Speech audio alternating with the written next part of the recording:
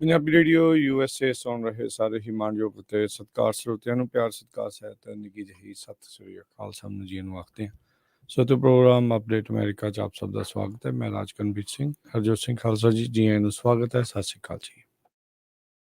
ਧੰਨਵਾਦ ਜੀ ਆਇਆਂ ਨੂੰ। ਪੰਜਾਬੀ ਰੇਡੀਓ USA ਦੇ ਜਿੰਨੇ ਵੀ ਸਰੋਤੇ ਸਾਡੇ ਸਾਰੇ ਹੀ AM ਸਟੇਸ਼ਨਸ FM ਸਟੇਸ਼ਨਸ ਘਰਾਂ ਦੇ ਵਿੱਚ ਰੇਡੀਓ ਸੈਟਸ ਦੇ ਰਾਹੀਂ ਟੈਲੀਫੋਨ ਦੇ ਰਾਹੀਂ ਫੇਸਬੁੱਕ YouTube ਤੇ ਲਾਈਵ ਦੇਖ ਰਹੇ ਹੋ ਸੁਣ ਰਹੇ ਹੋ ਸਾਰਿਆਂ ਨੂੰ ਜੀ ਆਇਆਂ ਨੂੰ ਤੇ ਬਹੁਤ ਹੀ ਪਿਆਰ ਤੇ ਸਤਿਕਾਰ ਭਰੀ ਸਤਿ ਸ੍ਰੀ ਅਕਾਲ ਸਰੋਤਿਓ। ਅੱਜ ਜਨਵਰੀ ਦੀ 11 ਤਰੀਕ ਆ, ਦਿਨ ਬੁੱਧਵਾਰ ਆ। ਤੁਹਾਡੇ ਲਈ ਸਵੇਰ ਦਾ ਅਪਡੇਟ ਅਮਰੀਕਾ ਪ੍ਰੋਗਰਾਮ ਲੈ ਕੇ ਹਾਜ਼ਰ ਹੋਏ ਆ। ਸਾਡੇ ਅੱਜ ਦੇ ਪ੍ਰੋਗਰਾਮ ਨੂੰ ਸਪਾਂਸਰ ਕਰਦੇ ਨੇ ਖਾਲਸਾ ਇੰਸ਼ੋਰੈਂਸ ਏਜੰਸੀ, ਜਿਨ੍ਹਾਂ ਦੇ ਕੋਲੋਂ ਤੁਸੀਂ ਹਰ ਇੱਕ ਤਰੀਕੇ ਦੀ ਇੰਸ਼ੋਰੈਂਸ ਕਰਵਾ ਸਕਦੇ ਹੋ। ਇੰਸ਼ੋਰੈਂਸ ਬਾਰੇ ਪਤਾ ਕਰਨ ਲਈ ਕਾਲ ਕਰ ਸਕਦੇ ਹੋ ਨੰਬਰ 408 272 2500 4082722500। ਮੈਡੀਕੇਅਰ ਦੇ ਲਈ ਜੇ ਤੁਸੀਂ ਅਪਲਾਈ ਕਰਨਾ ਚਾਹੁੰਦੇ ਹੋ ਪੂਰੇ ਅਮਰੀਕਾ ਭਰ ਦੇ ਵਿੱਚ, ਜਾਂ ਆਲਰੇਡੀ ਮੈਡੀਕੇਅਰ ਤੁਹਾਡਾ ਚੱਲ ਰਿਹਾ ਤੁਸੀਂ ਉਸ ਦੇ ਵਿੱਚ ਤਬਦੀਲੀ ਕਰਨਾ ਚਾਹੁੰਦੇ ਹੋ, ਚੇਂਜਸ ਕਰਨਾ ਚਾਹੁੰਦੇ ਹੋ, ਤਾਂ ਕਾਲ ਕਰ ਸਕਦੇ ਹੋ 408 272 2500 ਦੇ ਉੱਤੇ। ਨਾਲ ਹੀ ਟੇਕਿਆਣਾ ਇਮੀਗ੍ਰੇਸ਼ਨ ਲਾ ਫਰਮ, ਇਮੀਗ੍ਰੇਸ਼ਨ ਦਾ ਹੋਵੇ ਕਿਸੇ ਵੀ ਤਰੀਕੇ ਦਾ ਕੰਮ, ਕਾਲ ਅਟਰਨੀ ਜੇ ਟੇਕਿਆਣਾ 415 909 0503। Manjeet Singh, Narendra Kaur Kular, Avtar Singh Manzil Clovis, Satnam Singh, Amarjit Singh Dosanjh Sunny Parewal Yuba City, Paramjit Singh Deol Fresno, Lakhvir Singh Samra Texas, Jarnail Singh Johar, Harnek Singh Pabla Renton Washington, Onkar Singh Fresno, Sarabjit Singh Rindan gas and food Elko Nevada, Karamvir Singh Turlock, Harjit Singh Lathrop Antelope truck stop Burns Wyoming, Gurpal Singh Gill Sacramento, Sewak Singh Hollister, Binder Dhaliwal, Major Sidhu, Gurmel Liddar, Dharam Singh, Kuldeep Sangha Bakersfield. ਇਹਨਾਂ ਸਾਰਿਆਂ ਦਾ ਧੰਨਵਾਦ। ਜੇਕਰ ਤੁਸੀਂ ਜਾਂ ਕੋਈ ਹੋਰ ਕਾਰੋਬਾਰ ਇਸ ਪ੍ਰੋਗਰਾਮ ਨੂੰ ਸਪਾਂਸਰ ਕਰਨਾ ਚਾਹੁੰਦੇ ਹੋ, ਸੰਪਰਕ ਕਰ ਸਕਦੇ ਹੋ ਨੰਬਰ 408 722 7698 ਦੇ ਉੱਤੇ।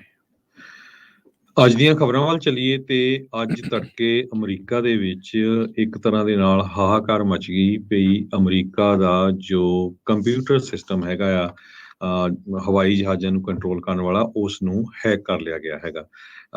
ਪਰ ਬਾਅਦ ਦੇ ਵਿੱਚ ਪਤਾ ਚੱਲਿਆ ਵੀ ਉਹ ਸਿਸਟਮ ਨੂੰ ਹੈਕ ਨਹੀਂ ਕੀਤਾ ਗਿਆ ਸੀ, ਉਹਦੇ ਵਿੱਚ ਕੋਈ ਗਲਿਚ ਆ ਗਿਆ ਸੀ, ਜਿਹਦੇ ਕਰਕੇ ਕਾਫੀ ਘੰਟੇ ਸਾਰੀਆਂ ਫਲਾਈਟਸ ਅਮਰੀਕਾ ਦੇ ਵਿੱਚ ਗਰਾਊਂਡ ਕਰਨੀਆਂ ਪਈਆਂ। ਸੋ ਲੇਟੈਸਟ ਖਬਰ ਜੋ ਇਹ ਆ ਰਹੀ ਆ, ਹੁਣ ਆਲਰੇਡੀ ਫਲਾਈਟਸ ਡਿਪਾਰਚਰ ਤੇ ਜਾਣੀਆਂ ਤੇ ਆਣੀਆਂ ਆਲਰੇਡੀ ਸ਼ੁਰੂ ਹੋ ਗਈਆਂ। ਫੈਡਰਲ ਐਵੀਏਸ਼ਨ ਐਡਮਿਨਿਸਟ੍ਰੇਸ਼ਨ ਨੇ ਉਸ ਸਿਸਟਮ ਨੂੰ ਫਿਕਸ ਕਰ ਦਿੱਤਾ ਹੈਗਾ, ਪਰ ਇਹਦੇ ਨਾਲ 6000 ਤੋਂ ਵੱਧ ਫਲਾਈਟਸ ਡਿਲੇ ਹੋ ਗਈਆਂ, 1000 ਦੇ ਕਰੀਬ ਕੈਂਸਲ ਹੋ ਗਈਆਂ। ਫਲਾਈਟ ਏਅਰਵੇਅਰ ਵੈਬਸਾਈਟ ਦੇ ਆਫੀਸ਼ੀਅਲਸ ਨੇ ਜੋ ਇਹ ਦੱਸਿਆ ਹੈਗਾ ਆ।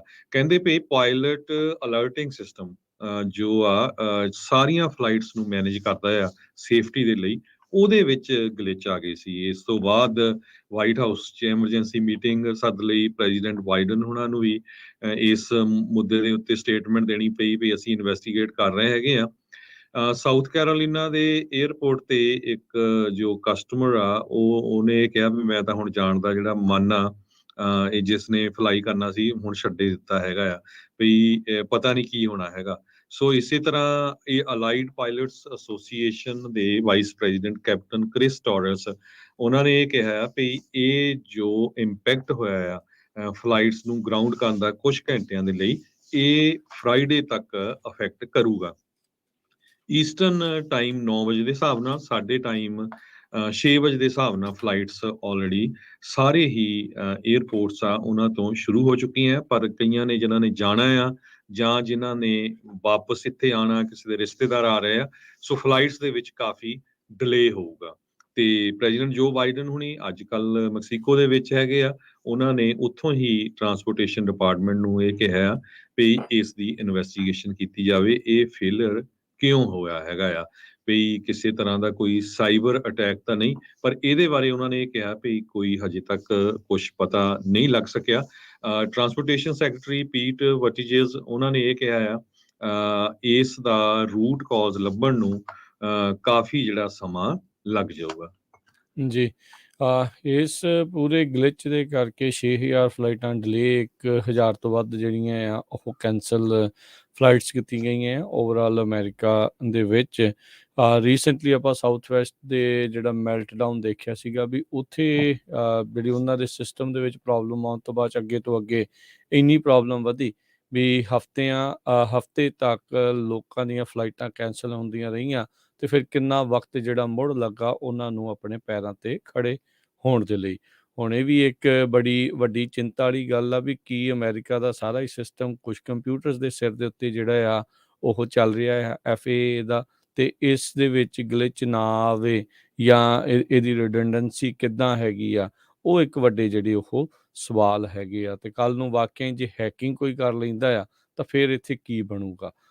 ਆਲਦੋ ਪ੍ਰੈਟੀ ਸ਼ੋਰ ਵੀ ਉਹਨਾਂ ਨੇ ਆਪਣੇ ਜਿਹੜੇ ਸੇਫਟੀ ਪ੍ਰੋਟੋਕੋਲਸ ਅਤੇ ਹੋਰ ਸਾਰੀਆਂ ਚੀਜ਼ਾਂ ਜਿਹੜੀਆਂ ਉਹ ਰੱਖੀਆਂ ਹੋਣਗੀਆਂ, ਪਰ ਇੱਕ ਚਿੰਤਾ ਦਾ ਵਿਸ਼ਾ ਜਿਹੜਾ ਜ਼ਰੂਰ ਜਿਹੜਾ ਬਣਿਆ ਆ। ਹਰਜੋਤ ਸਿੰਘ ਜੀ, ਇਹਦੇ ਚੱਲਦਿਆਂ ਇਹਨਾਂ ਦੇ ਮਾਰਕੀਟ ਸ਼ੇਅਰ ਦੇ ਉੱਤੇ ਵੀ ਜਿਹੜਾ ਉਹ ਫਿਰ ਅਸਰ ਪਿਆ ਸੀ ਪਿਛਲੇ ਸਾਲ ਦੇ ਵਿੱਚ। ਲਗਾਤਾਰ 3 ਸਾਲ ਹੋ ਗਏ ਆ। ਮੋਸਟਲੀ ਜਿਹੜੀਆਂ S&P ਜਿਹੜਾ ਏਅਰਲਾਈਨ ਇੰਡੈਕਸ ਆ ਉਹ ਪਿਛਲੇ 3 ਸਾਲਾਂ 'ਚ ਥੱਲੇ ਨੂੰ ਗਿਆ ਆ। 1 ਸਾਲ ਦੇ ਵਿੱਚ ਪਿਛਲੇ ਸਾਲ 'ਚ 19% ਡਰੋਪ ਜਿਹੜਾ ਆ ਉਹ ਹੋਇਆ ਸੀਗਾ। ਇਸ ਸਾਲ ਥੋੜ੍ਹਾ ਜਿਹਾ ਸਟਰੋਂਗ ਸ਼ੁਰੂ ਹੋਇਆ ਸੀ, ਪਰ ਟਰੈਵਲਰਸ ਰਿਟਰਨ ਹੋਏ ਸੀਗੇ, ਪਰ ਇੱਕ ਵਾਰੀ ਫਿਰ ਇੱਦਾਂ ਦੇ ਜਿਹੜੇ ਗਲਿਚ ਆ ਉਹਦੇ ਨਾਲ ਥੋੜ੍ਹੀ ਜਿਹੀ ਤੜਥੱਲੀ ਜਿਹੜੀ ਉਹ ਮਚ ਗਈ ਹੈ। ਸੈਨੇਟ ਕਾਮਰਸ ਕਮੇਟੀ ਦੇ ਜਿਹੜੇ ਚੇਅਰ ਮਾਰੀਆ ਕੈਂਟਵੈਲ ਆ, ਉਹਨਾਂ ਨੇ ਪੈਨਲ ਨੇ ਕਿਹਾ ਆ ਵੀ ਅਸੀਂ ਵੀ ਇਸ ਦੀ ਇਨਵੈਸਟੀਗੇਸ਼ਨ ਜਿਹੜੀ ਉਹ ਕਰਾਂਗੇ। ਕਹਿੰਦੇ ਵੀ US ਟਰੈਵਲਰਸ ਨੂੰ ਲੰਮਾ ਡਿਸਟੈਂਸ ਜਿਹੜਾ ਉਹ ਟਰੈਵਲ ਕਰਨਾ ਪੈਂਦਾ ਆ ਅਤੇ ਅਲਟਰਨੇਟਿਵਸ ਕੋਈ ਹੁੰਦੇ ਨਹੀਂ ਆ ਵੀ ਜੇ ਜਹਾਜ਼ ਨਹੀਂ ਉੱਡਿਆ ਤਾਂ ਉਹਦੀ ਥਾਂ ਦੇ ਉੱਤੇ ਵੀ ਗੱਡੀ ਫੜ ਕੇ ਜਾਂ ਟ੍ਰੇਨ ਫੜ ਕੇ ਜਾਂ ਉੱਥੇ ਜਿਹੜਾ ਉਹ ਬੰਦਾ ਜਾ ਪਹੁੰਚੂਗਾ। ਇੱਦਾਂ ਦੀ ਸਿਸਟਮ ਉੱਥੇ ਹੈ ਨਹੀਂ ਆ, ਅਤੇ ਕਹਿੰਦੇ ਵੀ ਇਹਦਾ ਰੂਟ ਕਾਜ਼ ਕੀ ਆ ਅਤੇ ਇੱਦਾਂ ਦੀ ਆਊਟੇਜ ਦੁਬਾਰਾ ਨਾ ਹੋਵੇ, ਇਸ ਦੇ ਉੱਤੇ ਜਿਹੜਾ ਆ ਉਹ ਗੱਲ ਕਰਾਂ। ਇਸ ਦੀ ਇਨਵੈਸਟੀਗੇਸ਼ਨ ਹੋਊਗੀ। ਰਿਪਬਲਿਕਨ ਸੈਨੇਟਰ ਟੈਡ ਕਰੂਜ਼, ਉਹਨਾਂ ਨੇ ਵੀ ਕਿਹਾ ਵੀ ਇਹ ਜਿਹੜਾ ਫੇਲੀਅਰ ਆ ਕੰਪਲੀਟਲੀ ਅਨਅਸੈਪਟੇਬਲ ਆ, ਨਾ ਸਹਿਣਯੋਗ ਜਿਹੜੀ ਇਹ ਗੱਲ ਹੈਗੀ ਆ। ਅਤੇ ਕਹਿੰਦੇ ਵੀ ਇਹ ਇਸ਼ੂ ਦੇ ਨਾਲ ਇਹ ਪਤਾ ਲੱਗਦਾ ਵੀ FAA ਨੂੰ ਉਹਦੇ ਕੁਛ ਹਿੱਸਿਆਂ ਦੇ ਵਿੱਚ ਰਿਫਾਰਮ ਲਿਆਉਣ ਦੀ ਜਿਹੜੀ ਉਹ ਜ਼ਰੂਰਤ ਹੈਗੀ ਆ। ਸੋ ਜਨਵਰੀ 2 ਨੂੰ ਵੀ FAA ਦੇ ਵਿੱਚ ਇੱਕ ਵੱਡਾ ਕੰਪਿਊਟਰ ਇਸ਼ੂ ਆਇਆ ਸੀ, ਜਿਸ ਕਰਕੇ ਫਲੋਰੀਡਾ ਦੀਆਂ ਫਲਾਈਟਸ ਬਹੁਤ ਜ਼ਿਆਦਾ ਜਿਹੜੀਆਂ ਆ ਉਹ ਡਿਲੇ ਹੋਈਆਂ ਸੀਗੀਆਂ। ਇਹ ਕਹਿੰਦੇ ਵੀ ਇੱਕ ਸਿਸਟਮ ਆ ਜਿਸ ਨੂੰ ਨਾਮ ਦਿੱਤਾ ਜਾਂਦਾ ERAM ਦਾ, ਐਨ ਰਾਊਟ ਆਟੋਮੇਸ਼ਨ ਮਾਡਰਨਾਈਜੇਸ਼ਨ, ਜਿਹੜਾ ਕੰਟਰੋਲ ਕਰਦਾ ਹੈ ਏਅਰ ਟ੍ਰੈਫਿਕ ਨੂੰ, ਅਤੇ ਉਹਦੇ ਵਿੱਚ ਪ੍ਰੋਬਲਮ ਆਉਣ ਦੇ ਨਾਲ ਕਈ ਜਿਹੜੀਆਂ ਫਲਾਈਟਸ ਆ ਉਹਨਾਂ ਨੂੰ ਗਰਾਊਂਡ ਕਰਨਾ ਪਿਆ ਸੀਗਾ। ਸੋ ਇਹਦੇ ਵਿੱਚ ਜਿਹੜਾ ਹਰਜੋਤ ਸਿੰਘ ਜੀ ਅੱਜ ਜਿਹੜਾ ਦੱਸਿਆ ਜਾ ਰਿਹਾ ਸੀ ਵੀ 2.3 ਮਿਲੀਅਨ ਲੋਕਾਂ ਨੇ ਫਲਾਈ ਕਰਨਾ ਸੀ। 21,464 ਫਲਾਈਟਾਂ ਜਿਹੜੀਆਂ ਉਹਨਾਂ ਦੀ ਉਡਾਨ ਹੋਣੀ ਸੀ, ਪਰ ਉਸ ਦੇ ਵਿੱਚੋਂ ਹਜ਼ਾਰਾਂ ਹੀ ਕੈਂਸਲ ਹੋ ਗਈਆਂ ਅਤੇ ਉਸ ਤੋਂ ਵੀ ਵੱਧ 6,000 ਤੋਂ ਵੱਧ ਡਿਲੇ ਹੋ ਚੁੱਕੀਆਂ ਨੇ। ਜੀ, ਇਸੇ ਤਰ੍ਹਾਂ ਸੈਕਰਾਮੈਂਟੋ ਤੋਂ ਖਬਰ ਆ ਰਹੀ ਹੈ। ਕੱਲ ਸ਼ਾਮੀ ਇੱਕ ਸਾਊਥ ਵੈਸਟ ਏਅਰਲਾਈਨ ਦੀ ਫਲਾਈਟ ਸੈਕਰਾਮੈਂਟੋ ਇੰਟਰਨੈਸ਼ਨਲ ਏਅਰਪੋਰਟ ਤੋਂ ਫਲਾਈ ਕਰ ਰਹੀ ਸੀ। ਉਸਨੇ ਬਰਬੈਂਕ ਜਾਣਾ ਸੀ ਜਦੋਂ ਇੱਕ ਪੰਛੀ ਉਹਦੇ ਵਿੱਚ ਟਕਰਾ ਗਿਆ, ਤੇ ਜਿਹਦੇ ਨਾਲ ਉਸ ਫਲਾਈਟ ਨੂੰ ਵਾਪਸ ਸੈਕਰਾਮੈਂਟੋ ਜੋ ਇੰਟਰਨੈਸ਼ਨਲ ਏਅਰਪੋਰਟ ਆ ਉੱਥੇ ਵਾਪਸ ਲਿਆਣਾ ਪਿਆ। ਸੋ ਹੈਗਾ ਉਹ ਇੰਟਰਨੈਸ਼ਨਲ ਏਅਰਪੋਰਟ, ਕਿਉਂਕਿ ਕੈਨੇਡਾ ਤੋਂ ਵੀ ਫਲਾਈਟਸ ਸੈਕਰਾਮੈਂਟੋ 'ਚ ਆਉਂਦੀਆਂ। 5:47 ਤੇ ਇਹ ਫਲਾਈਟ ਨੇ ਬਰਬੈਂਕ ਸਦਰਨ ਕੈਲੀਫੋਰਨੀਆ ਦੇ ਵਿੱਚ ਜਾਣਾ ਸੀਗਾ। ਉਸ ਤੋਂ ਬਾਅਦ ਫਿਰ ਇੱਕ ਹੋਰ ਜੋ ਪਲੇਨ ਆ ਉਸ ਨੂੰ ਯੂਜ਼ ਕੀਤਾ ਗਿਆ ਤਾਂ ਕਿ ਉਹਦੇ ਵਿੱਚ ਕਿਸੇ ਤਰ੍ਹਾਂ ਦਾ ਜੋ ਡਿਫੈਕਟ ਨਾ ਹੋਵੇ। ਤੇ ਕਹਿੰਦੇ ਵੀ ਇਸ ਫਲਾਈਟ ਦੇ ਵਿੱਚ UC ਡੇਵਿਸ ਦੇ ਸਟਾਫ ਨੇ ਇਹ ਦੱਸਿਆ ਵੀ UC ਡੇਵਿਸ ਦੀ ਮੈਨਸ ਬਾਸਕਟਬਾਲ ਟੀਮ ਟਰੈਵਲ ਕਰ ਰਹੀ ਸੀ। ਕਿਸੇ ਤਰ੍ਹਾਂ ਦੀ ਕਿਸੇ ਦੇ ਕੋਈ ਇੰਜਰੀ ਨਹੀਂ ਆਈ, ਕੋਈ ਹੋਰ ਡਿਟੇਲ ਇਹਦੇ ਬਾਰੇ ਨਹੀਂ ਆ ਸਕੀ। ਇਹ ਕੱਲ ਦੀ ਸੈਕਰਾਮੈਂਟੋ ਦੀ ਖਬਰ ਹੈ। ਜੀ ਜੀ, ਬਿਲਕੁਲ। ਰੀਸੈਂਟਲੀ ਚੁਣੇ ਗਏ Republican representative George Santos New York ਤੋਂ, ਜਿਨ੍ਹਾਂ ਨੇ ਆਪਣੇ ਰੈਜ਼ੂਮੇ ਦੇ ਵਿੱਚ ਤੇ ਉੱਥੋਂ ਦੇ ਆਪਣੇ ਕੌਂਸਟੀਚੁਐਂਟਸ ਨੂੰ ਕਾਫੀ ਝੂਠ ਜਿਹੜਾ ਉਹ ਬੋਲਿਆ, ਆਪਣੀ ਐਜੂਕੇਸ਼ਨ ਤੋਂ ਲੈ ਕੇ ਅਪਬ੍ਰਿੰਗਿੰਗ ਤੋਂ ਲੈ ਕੇ ਤੇ ਆਪਣੀਆਂ ਜਿਹੜੀਆਂ ਰੂਟਸ ਆ ਜਿਹੜਾ ਆ ਉਸ ਤੱਕ। ਕਹਿੰਦੇ ਵੀ ਫਾਈਨਲੀ ਜਿਹੜੇ ਜਾਰਜ ਸੈਂਟੋਸ ਆ ਉਸ ਨੂੰ ਕਹਿੰਦੇ ਵੀ ਐਥਿਕਸ ਜਿਹੜੀ ਕਮੇਟੀ ਆ ਉਸ ਦੇ ਵੱਲੋਂ ਫਾਰਮਲ ਕੰਪਲੇਂਟ ਜਿਹੜੀ ਉਸ ਦੇ ਉਲਟ ਕਰ ਦਿੱਤੀ ਗਈ ਹੈ ਤੇ ਉਸ ਨੂੰ ਸਰਵ ਕਰ ਦਿੱਤਾ ਗਿਆ ਆ। ਇੱਥੋਂ ਤੱਕ ਕਿ ਇਸ ਦੇ ਆਪਣੇ ਸਾਥੀ ਰਿਪਬਲਿਕਨਸ ਇਸ ਨੂੰ ਅਸਤੀਫਾ ਦੇਣ ਦੇ ਲਈ ਵੀ ਆਖ ਰਹੇ ਆ।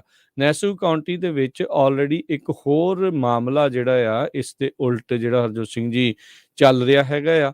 ਇੱਥੋਂ ਤੱਕ ਕਿ ਨੈਸੋ ਕਾਉਂਟੀ ਦੀ ਜਿਹੜੀ GOP ਆ ਉਹ ਅੱਜ ਅਨਾਊਂਸਮੈਂਟ ਇਸ ਦੇ ਬਾਬਤ ਕਰਨ ਜਾ ਰਹੀ ਹੈ ਤੇ ਹੋ ਸਕਦਾ ਹੈ ਵੀ ਇਸ ਨੂੰ ਇਹ ਆਵਾਜ਼ ਦਿੱਤੀ ਜਾਵੇ ਵੀ ਭਾਈ ਤੂੰ ਰਿਜ਼ਾਈਨ ਕਰ ਜਾ, ਕਿਉਂਕਿ ਤੂੰ ਝੂਠ ਬਹੁਤ ਬੋਲਿਆ ਤੇ ਸਾਡੀ ਪਾਰਟੀ ਨਾਲ ਤੇ ਖੁਦ ਨੂੰ ਤੂੰ ਇੱਕ ਡਿਸਗ੍ਰੇਸ ਦੇ ਵਜੋਂ ਨਜ਼ਰ ਆ ਰਿਹਾ ਆ ਕਾਂਗਰਸ ਦੇ ਵਿੱਚ। ਸੋ ਕੱਲ ਵੀ ਇਸ ਨੂੰ ਕਈ ਪੱਤਰਕਾਰਾਂ ਨੇ ਸਵਾਲ ਪੁੱਛਣ ਦੀ ਉੱਥੇ ਜਿਹੜੇ ਕੈਪੀਟਲ ਹਿੱਲ ਦੇ ਉੱਤੇ ਕੋਸ਼ਿਸ਼ ਕੀਤੀ, ਜਿਸ ਦਾ ਕੋਈ ਵੀ ਜਵਾਬ ਇਸ ਨੇ ਨਹੀਂ ਦਿੱਤਾ। ਬਸ ਇੰਨਾ ਕਿਹਾ ਵੀ ਮੇਰੀ ਪਰਸਨਲ ਸਪੇਸ ਦੇ ਵਿੱਚ ਤੁਸੀਂ ਨਾ ਆਓ, ਥੋੜਾ ਦੂਰ ਜਿਹੜਾ ਉਹ ਰਹੋ। ਸੋ ਆਪਣੇ ਜਿਹੜੇ ਸਵਾਲਾਂ ਦੇ ਜਵਾਬਾਂ ਤੋਂ ਭੱਜਦਾ ਹੋਇਆ ਇਹ ਨਜ਼ਰ ਆਇਆ ਸੀਗਾ ਜਾਰਜ ਸੈਂਟੋਸ, ਤੇ ਇਸ ਟਾਈਮ ਕਾਫੀ ਤੱਤੇ ਪਾਣੀ ਦੇ ਵਿੱਚ ਹੈ। ਡੈਮੋਕ੍ਰੇਟ ਪਾਰਟੀ ਦੇ ਤਾਂ ਪਹਿਲਾਂ ਹੀ ਬਾਕੀ ਦੇ ਕਾਂਗਰਸਮੈਨ ਇਹਨਾਂ ਦੇ ਸਾਥੀ ਜਿਹੜੇ ਆ ਉਹ ਕਹਿੰਦੇ ਆ ਵੀ ਇਸ ਨੂੰ ਅਸਤੀਫਾ ਨਾਲ ਦੇ ਨਾਲ ਦੇ ਦੇਣਾ ਚਾਹੀਦਾ ਆ। ਇਹਨੇ ਤੇ ਆਪਣੀ ਗ੍ਰੈਜੂਏਸ਼ਨ ਨੂੰ ਲੈ ਕੇ ਵੀ ਕਹਿੰਦੇ ਆ ਵੀ ਝੂਠ ਬੋਲਿਆ ਸੀ। ਵਾਲ ਸਟਰੀਟ ਦੇ ਵਿੱਚ ਮੈਂ ਕੰਮ ਕੀਤਾ, ਉਹ ਵੀ ਝੂਠ ਜਿਹੜੀ ਚੀਜ਼ ਨਿਕਲੀ। ਜੂਇਸ਼ ਕਮਿਊਨਿਟੀ ਦੇ ਨਾਲ ਜੁੜਿਆ ਹੋਇਆ ਹੋਲੋਕਾਸਟ ਸਰਵਾਈਵਰ ਆਪਣੀ ਪਰਿਵਾਰ ਨੂੰ ਕਹਿੰਦਾ ਵੀ ਉਹ ਵੀ ਗੱਲ ਜਿਹੜੀ ਆ ਦੂਰ ਦਰਾਡੇ ਵੀ ਜਿਹੜੀ ਉਹ ਨਹੀਂ ਸੀ ਜਿਹੜੀ ਉਹ ਮਿਲਦੀ। ਸੋ ਐਥਿਕਸ ਇਨ ਗਵਰਨਮੈਂਟ ਐਕਟ ਦੀ ਇਸ ਨੇ ਵਾਇਲੇਸ਼ਨ ਕੀਤੀ ਆ ਤੇ ਹੁਣ ਇਸ ਦੇ ਉਲਟ ਕਾਫੀ ਜਿਹੜੀ ਕੰਪਲੇਂਟ ਫਾਈਲ ਕਰ ਦਿੱਤੀ ਗਈ ਹੈ ਤੇ ਹੁਣ ਇਹਦੇ ਆਪਣੇ ਸਾਥੀ GOP ਵਾਲੇ ਵੀ ਜਿਸ ਕਾਉਂਟੀ ਤੋਂ ਇਹ ਆਇਆ ਆ ਉਹ ਵੀ ਸ਼ਾਇਦ ਇਸ ਨੂੰ ਅਸਤੀਫਾ ਦੇਣ ਦੇ ਲਈ ਆਖਦੇ ਆ। ਹੁਣ ਕੁਝ ਖਬਰਾਂ ਜੋ ਕੈਲੀਫੋਰਨੀਆ ਦੇ ਵਿੱਚ ਫਲੱਡ ਨੇ ਤਬਾਹੀ ਮਚਾਈ ਹੋਈ ਹੈ ਉਹਦੇ ਸੰਬੰਧ ਦੇ ਵਿੱਚ ਆਪਾਂ ਕਰੀਏ ਤਾਂ ਰਾਤ ਜਿਹੜੀ ਆ ਕਹਿੰਦੇ ਵੀ ਰਾਤੀ ਕੈਲੀਫੋਰਨੀਆ ਦੇ ਲੋਕਾਂ ਨੇ ਥੋੜਾ ਜਿਹਾ ਸੁੱਖ ਦਾ ਸਾਹ ਲਿਆ, ਖਾਸ ਕਰਕੇ ਨਾਰਦਰਨ ਕੈਲੀਫੋਰਨੀਆ ਦੇ ਵਿੱਚ ਸੈਕਰਾਮੈਂਟੋ ਬੇ ਏਰੀਏ ਦੇ ਵਿੱਚ, ਕਿਉਂਕਿ ਰਾਤੀ ਸੁੱਕੀ ਰਹੀ।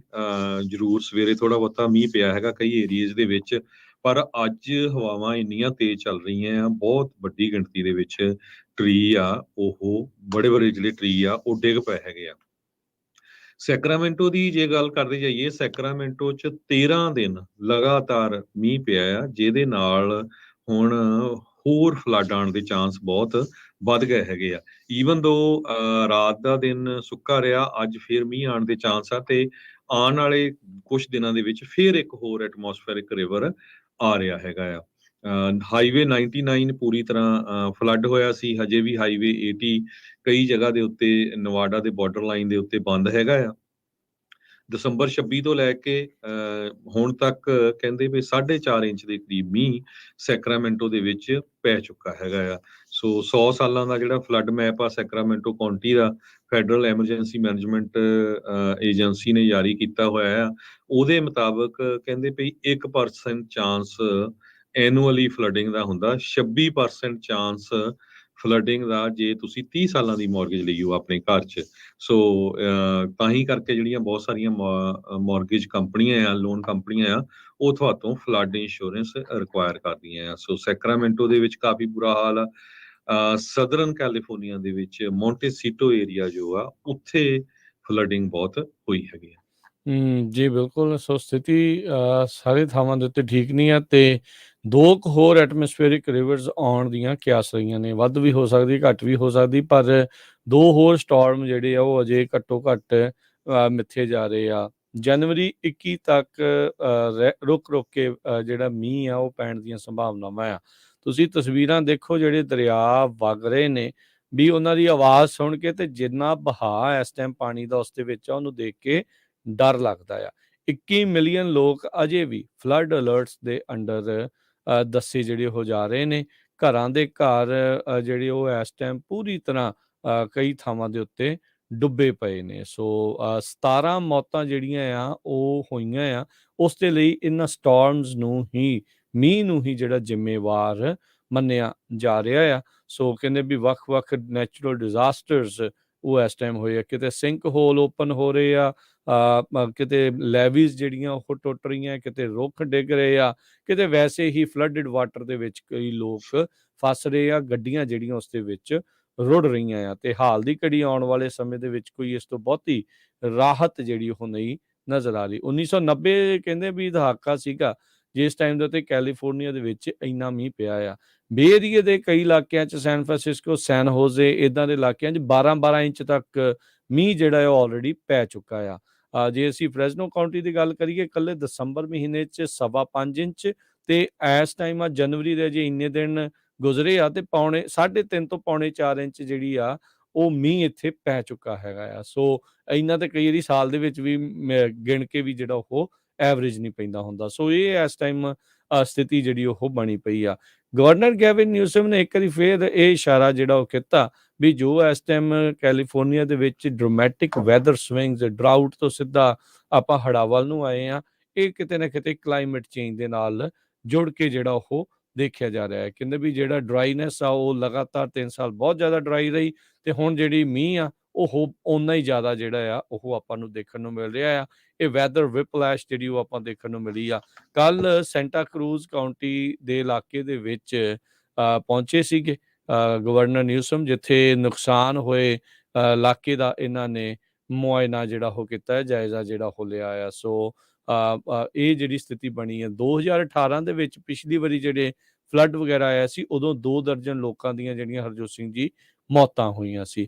ਇਸੇ ਦੇ ਚੱਲਦਿਆਂ ਜਿਹੜੀ ਸਥਿਤੀ ਬਣੀ ਹੈ ਕੈਲੀਫੋਰਨੀਆ ਦੇ ਵਿੱਚ, 58 ਦੇ ਵਿੱਚੋਂ 31 ਜਿਹੜੀਆਂ ਕਾਊਂਟੀਜ਼ ਆ ਉਹਨਾਂ ਨੂੰ IRS ਨੇ ਇੱਕ ਅਜਿਹੇ ਗਰੁੱਪ ਦੇ ਵਿੱਚ ਰੱਖਿਆ ਆ ਜਿਨ੍ਹਾਂ ਨੂੰ 15 ਮਈ ਤੱਕ ਇਨਕਮ ਟੈਕਸ ਰਿਟਰਨ ਭਰਨ ਦੇ ਲਈ ਜਿਹੜਾ ਉਹ ਕਰ ਦਿੱਤਾ ਜਾਏ। ਫੈਡਰਲ ਐਮਰਜੈਂਸੀ ਡੈਕਲੇਰੇਸ਼ਨ ਦੇ ਚੱਲਦਿਆਂ ਜਿਨ੍ਹਾਂ ਕਾਊਂਟੀਜ਼ ਨੂੰ ਇਹ ਕਵਰ ਕੀਤਾ ਆ ਇਸ ਦੇ ਅੰਡਰ, ਉਹਨਾਂ ਨੂੰ 1 ਮਹੀਨਾ ਐਕਸਟਰਾ ਜਿਹੜਾ ਉਹ ਮਿਲੇਗਾ ਆਪਣੀ ਇਨਕਮ ਟੈਕਸ ਰਿਟਰਨ ਜਿਹੜਾ ਆ 2022 ਦਾ ਭਰਨ ਦੇ ਲਈ। ਸੋ ਇਹ ਜਿਹੜਾ ਹੁਣ ਤੁਸੀਂ ਕਨਫਰਮ ਕਰ ਲਿਓ, ਜਿਨ੍ਹਾਂ ਨੇ ਵੀ ਟੈਕਸ ਜਿਹੜੇ ਉਹ ਜਦੋਂ ਭਰਨੇ ਆ ਉਹਨਾਂ ਨੂੰ ਕੁਛ ਇਲਾਕਿਆਂ ਨੂੰ ਜਿਹੜਾ ਉਹ 1 ਮਹੀਨਾ ਐਕਸਟਰਾ ਮਿਲ ਰਿਹਾ ਆ। ਉੱਦਾਂ ਡੈਡਲਾਈਨ ਜਿਹੜੀ ਆ ਉਹ 15 ਅਪ੍ਰੈਲ ਦੀ ਰਹਿੰਦੀ ਜੀ।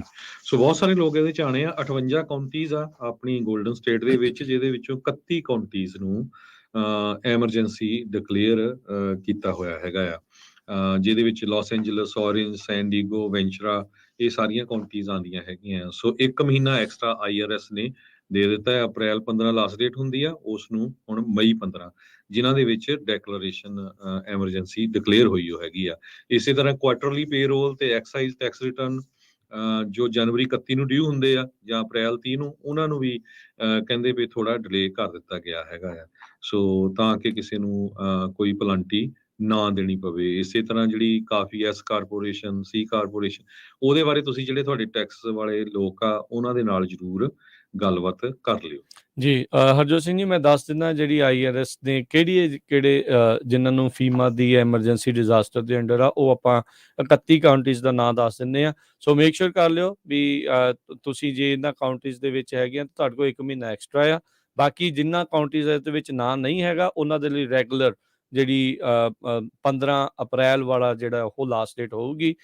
ਇਸ ਦੇ ਵਿੱਚ Colusa, El Dorado, Glenn, Humboldt, Los Angeles, Marin, Mariposa, Mendocino, Merced, Monterey, Napa, Orange, Placer, Riverside, Sacramento, San Bernardino, San Diego, San Joaquin, San Luis Obispo, San Mateo, Santa Barbara, Santa Clara, Santa Cruz, Solano, Sonoma, Stanislaus, Sutter, Tehama, Ventura, Yolo ਤੇ Yuba, ਇਹ ਜਿਹੜੀਆਂ ਕਾਊਂਟੀਜ਼ ਨੂੰ 1 ਮਹੀਨੇ ਦੀ ਰਾਹਤ tax ਭਰਨ ਦੇ ਲਈ ਜਿਹੜੀ ਉਹ ਐਕਸਟਰਾ ਦਿੱਤੀ ਗਈ ਆ। ਬਾਕੀ ਜਿਨ੍ਹਾਂ ਦੇ ਨਾਮ ਨਹੀਂ ਆਏ ਉਹ ਬਾਰ-ਬਾਰ ਪੁੱਛਣ ਦੀ ਲੋੜ ਨਹੀਂ, ਉਹ ਆਟੋਮੈਟਿਕਲੀ ਜਿਹੜੇ ਉਹਨਾਂ ਦਾ ਲਈ 15 ਅਪ੍ਰੈਲ ਹੀ ਜਿਹੜੀ ਲਾਸਟ ਡੇਟ ਆ ਉਹ ਰਹੇਗੀ। ਇਨਫੈਕਟ ਆਈ ਥਿੰਕ ਇਸ ਵਾਰ 18 ਅਪ੍ਰੈਲ ਸ਼ਾਇਦ ਹੈ, ਕਿਉਂਕਿ ਵਿੱਚ ਕਿਤੇ ਉਹ ਵੀਕਐਂਡ ਵਗੈਰਾ ਜਿਹੜਾ ਉਹ ਉਦੋਂ ਆ ਜਾਂਦਾ ਹੁੰਦਾ ਹੈ।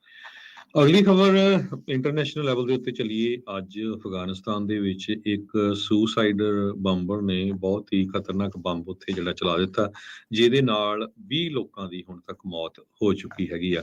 ਤਾਲਿਬਾਨ ਰਨ ਇਨਫੋਰਮੇਸ਼ਨ ਮਿਨਿਸਟਰੀ, ਉਹਨਾਂ ਨੇ ਇਹ ਦੱਸਿਆ ਆ ਵੀ ਉਹਨਾਂ ਦਾ ਜੋ ਫੋਰਨ ਮਿਨਿਸਟਰੀ ਵਾਲਾ ਆਫਿਸ ਸੀ ਉਸ ਨੂੰ ਉਡਾਉਣ ਦੀ ਕੋਸ਼ਿਸ਼ ਸੀ, ਪਰ ਸਮਹਾਉ ਉਹ ਆਫਿਸ ਬਚ ਗਿਆ। ਪਰ ਜੋ ਲੋਕ ਉੱਥੇ ਖੜੇ ਸੀ ਉਹਨਾਂ ਦੀਆਂ ਜਿਹੜੀਆਂ ਮੌਤਾਂ ਇਸ ਬੰਬ ਦੇ ਨਾਲ ਹੋ ਗਈਆਂ। ਹੁਣ ਤੱਕ 20 ਲੋਕ ਕਨਫਰਮ ਹੋ ਚੁੱਕੇ ਆ ਤੇ ਵੱਡੀ ਗਿਣਤੀ ਦੇ ਵਿੱਚ ਲੋਕ ਜੋ ਆ ਉਹ ਫੱਟੜ ਹੋਏ ਹੈਗੇ ਆ। ਉਬੈਦੁੱਲਾ ਬਹੀਰ ਇੱਕ ਲੈਕਚਰਰ ਹੈਗੇ ਆ ਅਮਰੀਕਨ ਯੂਨੀਵਰਸਿਟੀ ਆਫ ਅਫਗਾਨਿਸਤਾਨ ਦੇ ਵਿੱਚ। ਉਹਨਾਂ ਨੇ ਇਹ ਕਿਹਾ ਵੀ ਇਹ ਸਿਚੁਏਸ਼ਨ ਜਿਹੜੀ ਬਣਦੀ ਜਾ ਰਹੀ ਆ ਬਹੁਤ ਹੀ ਜ਼ਿਆਦਾ ਟਰਬਲਿੰਗ ਹੈਗੀ ਆ। ਤੇ ਇਹ ਬਲਾਸਟ ਉਸ ਟਾਈਮ ਦੇ ਉੱਤੇ ਵਾਪਰਿਆ ਜਿਸ ਟਾਈਮ ਦੇ ਉੱਤੇ ਚਾਈਨੀਜ਼ ਡੈਲੀਗੇਸ਼ਨ ਤਾਲੀਬਾਨ ਦੇ ਜੋ ਲੀਡਰਸ ਆ ਉਹਨਾਂ ਨੂੰ ਮਿਨਿਸਟਰੀ ਆਫ ਫੋਰਨ ਅਫੇਅਰ ਦੇ ਵਿੱਚ ਮਿਲਣ ਜਾ ਰਹੀ ਸੀ। ਜੀ ਹਰਜਨ ਸਿੰਘ ਜੀ, ਟੈਨਸੀ ਦੇ ਵਿੱਚ ਇੱਕ ਨਵਾਂ ਕਾਨੂੰਨ ਪਾਸ ਹੋਇਆ। ਪਿਛਲੇ ਸਾਲ ਇਸ ਦੀ ਚਰਚਾ ਚੱਲਦੀ ਸੀ। ਫਾਈਨਲੀ ਜਿਹੜਾ ਆ ਉੱਥੇ ਉਹ ਲਾਅ ਦੇ ਰੂਪ ਦੇ ਵਿੱਚ ਸਾਈਨ ਕਰ ਦਿੱਤਾ ਗਿਆ ਆ। ਉੱਥੇ ਇੱਕ ਬੈਂਟਲੀਜ਼ ਲਾਅ ਜਿਹੜਾ ਉਹ ਨਵਾਂ ਬਣਾਇਆ ਗਿਆ ਆ। ਇਸ ਲੈਜਿਸਲੇਸ਼ਨ ਦੇ ਨਾਲ ਜਿਹੜੇ DUI ਆ, ਡਰੰਕ ਡਰਾਈਵਰਸ ਆ, ਆਲ ਅਕ੍ਰੋਸ ਟੈਨਸੀ, ਉਹਨਾਂ ਨੂੰ ਚਾਈਲਡ ਸਪੋਰਟ ਦੇਣੀ ਪੈ ਸਕਦੀ ਆ ਜੇ ਉਹਨਾਂ ਦੇ ਐਕਸੀਡੈਂਟ ਦੇ ਕਰਕੇ ਕਿਸੇ ਜਿਹੜਾ ਬੱਚਾ ਆ ਉਹ ਯਤੀਮ ਹੋ ਜਾਂਦਾ ਆ। ਸੋ ਕਹਿੰਦੇ ਵੀ ਜੇ ਐਕਸੀਡੈਂਟ ਦੇ ਵਿੱਚ ਕੋਈ ਬੱਚਾ ਯਤੀਮ ਹੋ ਜਾਂਦਾ, ਉਹਦੇ ਮਾਪੇ ਜਿਹੜੇ ਆ ਉਹ ਐਕਸੀਡੈਂਟ ਦੇ ਵਿੱਚ ਖੁੱਸ ਜਾਂਦੇ ਆ, ਤੇ ਜਿਹਦੇ ਕਰਕੇ ਐਕਸੀਡੈਂਟ ਹੋਇਆ, ਜਿਹੜਾ DUI ਦੇ ਅੰਡਰ ਸੀ, ਜਿਹਨੇ ਐਕਸੀਡੈਂਟ ਕੀਤਾ ਆ, ਵਹੀਕੂਲਰ ਹੋਮਿਸਾਈਡ, ਜੇ ਉਸ ਤੇ ਉਹ ਕਨਵਿਕਟ ਹੋ ਜਾਂਦਾ ਆ, ਤਾਂ ਉਸ ਨੂੰ 18 ਸਾਲ ਤੱਕ ਉਸ ਯਤੀਮ ਬੱਚੇ ਦੇ ਸਾਰੇ ਜਿਹੜੇ ਖਰਚੇ ਆ ਉਹ ਝੱਲਣੇ ਪੈਣਗੇ ਗ੍ਰੈਜੂਏਟ ਹਾਈ ਸਕੂਲ ਤੱਕ। ਸੋ ਇਹ ਟੈਨਸੀ ਦੇ ਵਿੱਚ ਇੱਕ ਨਵਾਂ ਲਾਅ ਜਿਹੜਾ ਆ ਉਹ ਪਾਸ ਹੋ ਗਿਆ ਆ। ਇਹ ਬੈਂਟਲੀਜ਼ ਲਾਅ ਕਰਕੇ ਇਸ ਨੂੰ ਹੁਣ ਜਾਣਿਆ ਜਾਂਦਾ ਹੈ, ਤੇ ਕਹਿੰਦੇ ਵੀ ਇਹ ਡਰੰਕ ਡਰਾਈਵਰਸ ਨੂੰ ਅਕਾਊਂਟੇਬਲ ਬਣਾਊਗਾ, ਜ਼ਿੰਮੇਵਾਰੀ ਉਹਨਾਂ ਦੇ ਮੋਢਿਆਂ ਤੇ ਉੱਤੇ ਪਾਊਗਾ ਵੀ ਭਾਈ ਇੱਦਾਂ ਦੇ ਕੰਮ ਕਰਨ ਤੋਂ ਪਹਿਲਾਂ ਜਿਹੜਾ ਤੁਸੀਂ ਗੁਰੇਜ਼ ਕਰੋ। ਯੂਨੈਨਿਮਸ ਵੋਟ ਦੇ ਨਾਲ ਟੈਨਸੀ ਦੀ ਸੈਨੇਟ ਦੇ ਵਿੱਚ ਪਿਛਲੇ ਸਾਲ ਇਸ ਨੂੰ ਪਾਸ ਕੀਤਾ ਗਿਆ ਸੀ। 32 ਦੇ 32 ਟੈਨਸੀ ਸਟੇਟ ਸੈਨੇਟਰਸ ਇਹਨਾਂ ਨੇ ਇਸ ਹੱਕ ਦੇ ਵਿੱਚ ਵੋਟ ਜਿਹੜੀ ਉਹ ਪਾਈ ਸੀ। ਕਹਿੰਦੇ ਵੀ ਜੇ ਡਿਫੈਂਡੈਂਟ ਇਨਕਾਰਸਰੇਟਡ ਆ, ਪੇ ਨਹੀਂ ਜਿਹੜਾ ਉਹ ਕਰ ਸਕਦਾ, ਤਾਂ ਉਸ ਨੂੰ ਇੱਕ ਸਾਲ ਜਿਹੜੀ ਰਿਲੀਜ਼ ਤੋਂ ਬਾਅਦ ਦੇ ਵਿੱਚ ਵਕਤ ਮਿਲੂਗਾ, ਤੇ ਉਸ ਤੋਂ ਬਾਅਦ ਉਹਦੀਆਂ ਪੇਮੈਂਟਸ ਜਿਹੜੀਆਂ ਉਹ ਸ਼ੁਰੂ ਹੋ ਜਾਣਗੀਆਂ। ਤੇ ਜੇ ਜਿਹੜਾ ਬੱਚਾ ਆ ਉਹ 18 ਸਾਲ ਦਾ ਹੋ ਜਾਂਦਾ ਤੇ ਉਸ ਨੂੰ ਪੂਰੀਆਂ ਫੁੱਲ ਪੇਮੈਂਟਸ ਜਿਹੜੀਆਂ ਉਹ ਨਹੀਂ ਮਿਲਦੀਆਂ 18 ਸਾਲ ਤੋਂ ਬਾਅਦ ਵੀ, ਕਹਿੰਦੇ ਵੀ ਉਹ ਜਿੰਨੀ ਦੇਰ ਤੱਕ ਜਿੰਨਾ ਉਹਦਾ ਖਰਚਾ ਬਣਦਾ ਆ ਉਹ ਉਹਨੂੰ ਦੇਣਾ ਹੀ ਜਿਹੜਾ ਪਊਗਾ। ਇਸ ਦੇ ਵਿੱਚ ਰਾਹਤ ਜਿਹੜੀ ਉਹ ਕੋਈ ਨਹੀਂ ਹੋਊਗੀ। ਬੈਂਟਲੀ ਦਾ ਕਹਿੰਦੇ ਵੀ ਇਸ ਲਈ ਉਹਨਾਂ ਨੇ ਹੋਂਦ ਦੇ ਵਿੱਚ ਲਿਆਂਦਾ ਸਿਸਲੀ ਵਿਲੀਅਮ ਦੇ ਦੁਆਰਾ, ਜਿਸ ਨੇ ਕਹਿੰਦੇ ਵੀ ਉਹਦੇ 5 ਸਾਲਾਂ ਦੇ ਗ੍ਰੈਂਡਸਨ ਨੂੰ ਲੂਜ਼ ਜਿਹੜਾ ਉਹ ਜਿਹੜਾ ਉਹ ਰਹਿ ਗਿਆ ਸੀਗਾ, ਤੇ ਉਹਦੇ ਮਾਪੇ ਜਿਹੜੇ ਆ ਉਸ ਇੱਕ ਐਕਸੀਡੈਂਟ ਦੇ ਵਿੱਚ ਮੌਤ ਹੋ ਗਈ ਸੀ DUI ਦੇ ਦੇ। ਇੱਕ ਮੈਡ ਕਰਕੇ ਸੰਸਥਾ ਆ, ਮਦਰਸ ਅਗੇਂਸਟ ਡਰੰਕ ਡਰਾਈਵਰਸ, ਉਹ ਵੀ ਇਦਾਂ ਦੀਆਂ ਚੀਜ਼ਾਂ ਅਕਾਊਂਟੇਬਿਲਟੀ ਲਿਆਉਣ ਦੇ ਲਈ ਜਦੋਜਹਿਦ ਜਿਹੜੀ ਉਹ ਕਰਦੇ ਰਹਿੰਦੇ ਆ। ਤੇ ਮੁਲਕ ਦੇ ਵਿੱਚ ਪਹਿਲਾ ਸੂਬਾ ਬਣਿਆ ਜਿਨ੍ਹਾਂ ਨੇ ਇਸ ਤਰੀਕੇ ਦੇ ਨਾਲ ਡਰੰਕ ਡਰਾਈਵਰਸ ਨੂੰ ਅਕਾਊਂਟੇਬਲ ਜਿਹੜਾ ਉਹ ਬਣਾਇਆ ਆ, ਤੇ ਇੱਥੋਂ ਤੱਕ ਕਿ ਚਾਈਲਡ ਸਪੋਰਟ ਜਿਹੜੀ ਆ ਉਸ ਨੂੰ ਪੇ ਕਰਨ ਦੇ ਲਈ 18 ਸਾਲ ਤੱਕ ਜ਼ਿੰਮੇਵਾਰ ਠਹਿਰਾਇਆ ਵੀ ਭਾਈ ਪੀਣ ਵਾਲੇ ਪਿਆਕੜ ਜਾਂ ਕਿਸੇ ਵੀ ਹੋਰ ਨਸ਼ੇ ਦੇ ਜਿਹੜੇ ਅਧੀਨ ਗੱਡੀ ਦਾ ਚਲਾਉਂਦੇ ਆ, ਉਸ ਸੇਵਨ ਤੋਂ ਬਾਅਦ ਚ ਭਾਈ ਅਕਲ ਨੂੰ ਹੱਥ ਮਾਰੋ। ਇੱਕ ਤਾਂ ਪਹਿਲਾਂ ਹੀ ਚੀਜ਼ ਉਹ ਗਲਤ ਆ, ਤੇ ਹੁਣ ਜੇ ਤੁਸੀਂ ਜੇ ਟੈਨਸੀ ਵਰਗੇ ਸੂਬੇ ਦੇ ਵਿੱਚ ਇਦਾਂ ਕਰਦੇ ਆ, ਫੜੇ ਜਾਂਦੇ ਆ, ਵਾਹੀਕੂਲਰ ਹੋਮਿਸਾਈਡ ਦੇ ਵਿੱਚ ਕਨਵਿਕਟ ਹੁੰਦੇ ਆ, ਤੇ 18 ਸਾਲ ਤੱਕ ਉਸ ਯਤੀਮ ਬੱਚੇ ਦੇ ਲਈ ਤੁਹਾਨੂੰ ਪੇਮੈਂਟਸ ਵੀ ਜਿਹੜੀਆਂ ਉਹ ਕਰਨੀਆਂ ਪੈਣਗੀਆਂ। ਸੋ ਹੈ ਤਾਂ ਇਹ ਇੱਕ ਹਿਸਾਬ ਦੇ ਲਈ ਲੋਕਾਂ ਨੂੰ ਪੀ ਕੇ ਨਾ ਚਲਾਉਣ ਦੇ ਲਈ ਆ, ਰੋਕਣ ਦੇ ਲਈ ਆ ਵੀ ਭਾਈ ਤੁਹਾਡੇ ਉੱਤੇ ਤੁਹਾਨੂੰ ਖਾਮਿਆਜ਼ਾ ਇਸ ਦਾ ਲੰਮਾ ਚੌੜਾ ਤੇ ਫਾਈਨੈਂਸ਼ੀਅਲੀ ਵੀ ਜਿਹੜਾ ਉਹ ਨਾਲ ਭੁਗਤਣਾ ਪੈ ਸਕਦਾ ਆ। ਫਰਾਂਸ ਪੈਰਿਸ ਤੋਂ ਖਬਰ ਆ ਰਹੀ ਆ ਵੀ ਉੱਥੇ ਇੱਕ ਟੈਰਰਿਸਟ ਹਮਲਾ ਹੋਇਆ ਹੈ। ਇੱਕ ਬੰਦੇ ਨੇ ਬਹੁਤ ਹੀ ਸ਼ਾਰਪ ਬਲੇਡ ਯੂਜ਼ ਕਰਕੇ ਪੈਰਿਸ ਦਾ ਇੱਕ ਬਹੁਤ ਹੀ ਬਿਜ਼ੀ ਜੋ ਟ੍ਰੇਨ ਸਟੇਸ਼ਨ ਹੈਗਾ ਆ, Gare du Nord train station, ਉੱਥੇ ਲੋਕਾਂ ਦੇ ਉੱਤੇ ਅਟੈਕ ਕਰ ਦਿੱਤਾ, ਜਿਹਦੇ ਨਾਲ 6 ਜਾਣੇ ਬਹੁਤ ਬੁਰੀ ਤਰ੍ਹਾਂ ਫੱਟੜ ਹੋ ਗਏ। ਬਾਅਦ ਦੇ ਵਿੱਚ ਪੁਲਿਸ ਵਾਲਿਆਂ ਨੇ ਜੋ ਇਹ ਬੰਦਾ ਸੀ ਜਿਸ ਨੇ ਅਟੈਕ ਕੀਤਾ ਸੀ ਉਸ ਨੂੰ ਮਾਰ ਵੀ ਦਿੱਤਾ ਗੋਲੀਆਂ ਮਾਰ ਕੇ। ਤੇ ਕਹਿੰਦੇ ਵੀ ਜੇ ਉਸ ਨੂੰ ਨਾ ਫੜਿਆ ਜਾਂਦਾ ਟਾਈਮ ਦੇ ਉੱਤੇ, ਨਾ ਉਸ ਨੂੰ ਜਿਹੜਾ ਗੋਲੀਆਂ ਮਾਰੀਆਂ ਜਾਂਦੀਆਂ, ਤੇ ਉਸ ਨੇ ਬਹੁਤ ਸਾਰੇ ਲੋਕਾਂ ਨੂੰ ਫੱਟੜ ਕਰ ਦੇਣਾ ਸੀ। ਕਾਫੀ ਜਾਣੇ ਸੀਰੀਅਸਲੀ ਫੱਟੜ ਹੋਏ ਆ। ਇਹਨਾਂ ਦੇ ਵਿੱਚੋਂ ਇੱਕ ਜਾਣੇ ਦੇ ਤਾਂ ਕਹਿੰਦੇ 15 ਵਾਰੀ ਜਿਹੜੇ ਚਾਕੂ ਆ ਮਾਰੇ ਗਏ ਹੈਗੇ ਆ। ਹਜੇ ਤੱਕ ਪੁਲਿਸ ਇਨਵੈਸਟੀਗੇਟ ਕਰ ਰਹੀ ਆ ਭਈ ਇਸ ਦਾ ਕੀ ਕਾਰਨ ਸੀ, ਕਿਉਂ ਇਹ ਜਿਹੜੇ ਮਾਰੇ ਗਏ ਆ, ਤੇ ਮਾਰਨ ਵਾਲਾ ਬੰਦਾ ਕੌਣ ਸੀਗਾ। ਸੋ 2015 ਦੇ ਵਿੱਚ ਫਰਾਂਸ ਦੇ ਵਿੱਚ ਇੱਕ ਬਹੁਤ ਹੀ ਖਤਰਨਾਕ ਅਟੈਕ ਹੋਇਆ ਸੀ, ਡੈਡਲੀ ਟੈਰਰ ਅਟੈਕ ਹੋਇਆ ਸੀ। ਉਸ ਤੋਂ ਬਾਅਦ ਇਹ ਦੂਜਾ ਏਡਾ ਵੱਡਾ ਜਿਹੜਾ ਅਟੈਕ ਆ ਯੂਰਪ ਦਾ ਫਰਾਂਸ ਦੇ ਵਿੱਚ ਇਹ ਸਭ ਤੋਂ ਬਿਜ਼ੀਐਸਟ ਰੇਲਵੇ ਸਟੇਸ਼ਨ ਆ, ਜਿੱਥੇ ਇਹ ਰਸ਼ ਆਵਰ ਦੇ ਦੌਰਾਨ ਘਟਨਾ ਵਾਪਰੀ ਹੈਗੀ ਆ। ਜੀ ਹਰਜੋਤ ਸਿੰਘ ਜੀ, ਆਪਾਂ ਇੱਥੇ ਇੱਕ ਬ੍ਰੇਕ ਲੈਂਦੇ ਹਾਂ। ਬ੍ਰੇਕ ਤੋਂ ਬਾਅਦ ਮੁੜ ਕੇ ਫਿਰ ਵਾਪਸ ਹਾਜ਼ਰ ਹੁੰਦੇ ਆ ਇਕੋਨਮੀ ਦੀਆਂ ਗੱਲਾਂ ਦੇ ਨਾਲ ਹੋਰ ਕੀ ਕੁਛ ਚੱਲ ਰਿਹਾ ਆ ਮੁਲਕ ਭਰ ਦੇ ਵਿੱਚ ਤੇ ਦੁਨੀਆ ਭਰ ਦੇ ਵਿੱਚ, ਉਸ ਉੱਤੇ ਆਪਾਂ ਚਰਚਾ ਕਰਾਂਗੇ। ਮਿਲਦੇ ਹਾਂ ਬ੍ਰੇਕ ਤੋਂ ਬਾਅਦ ਜੀ।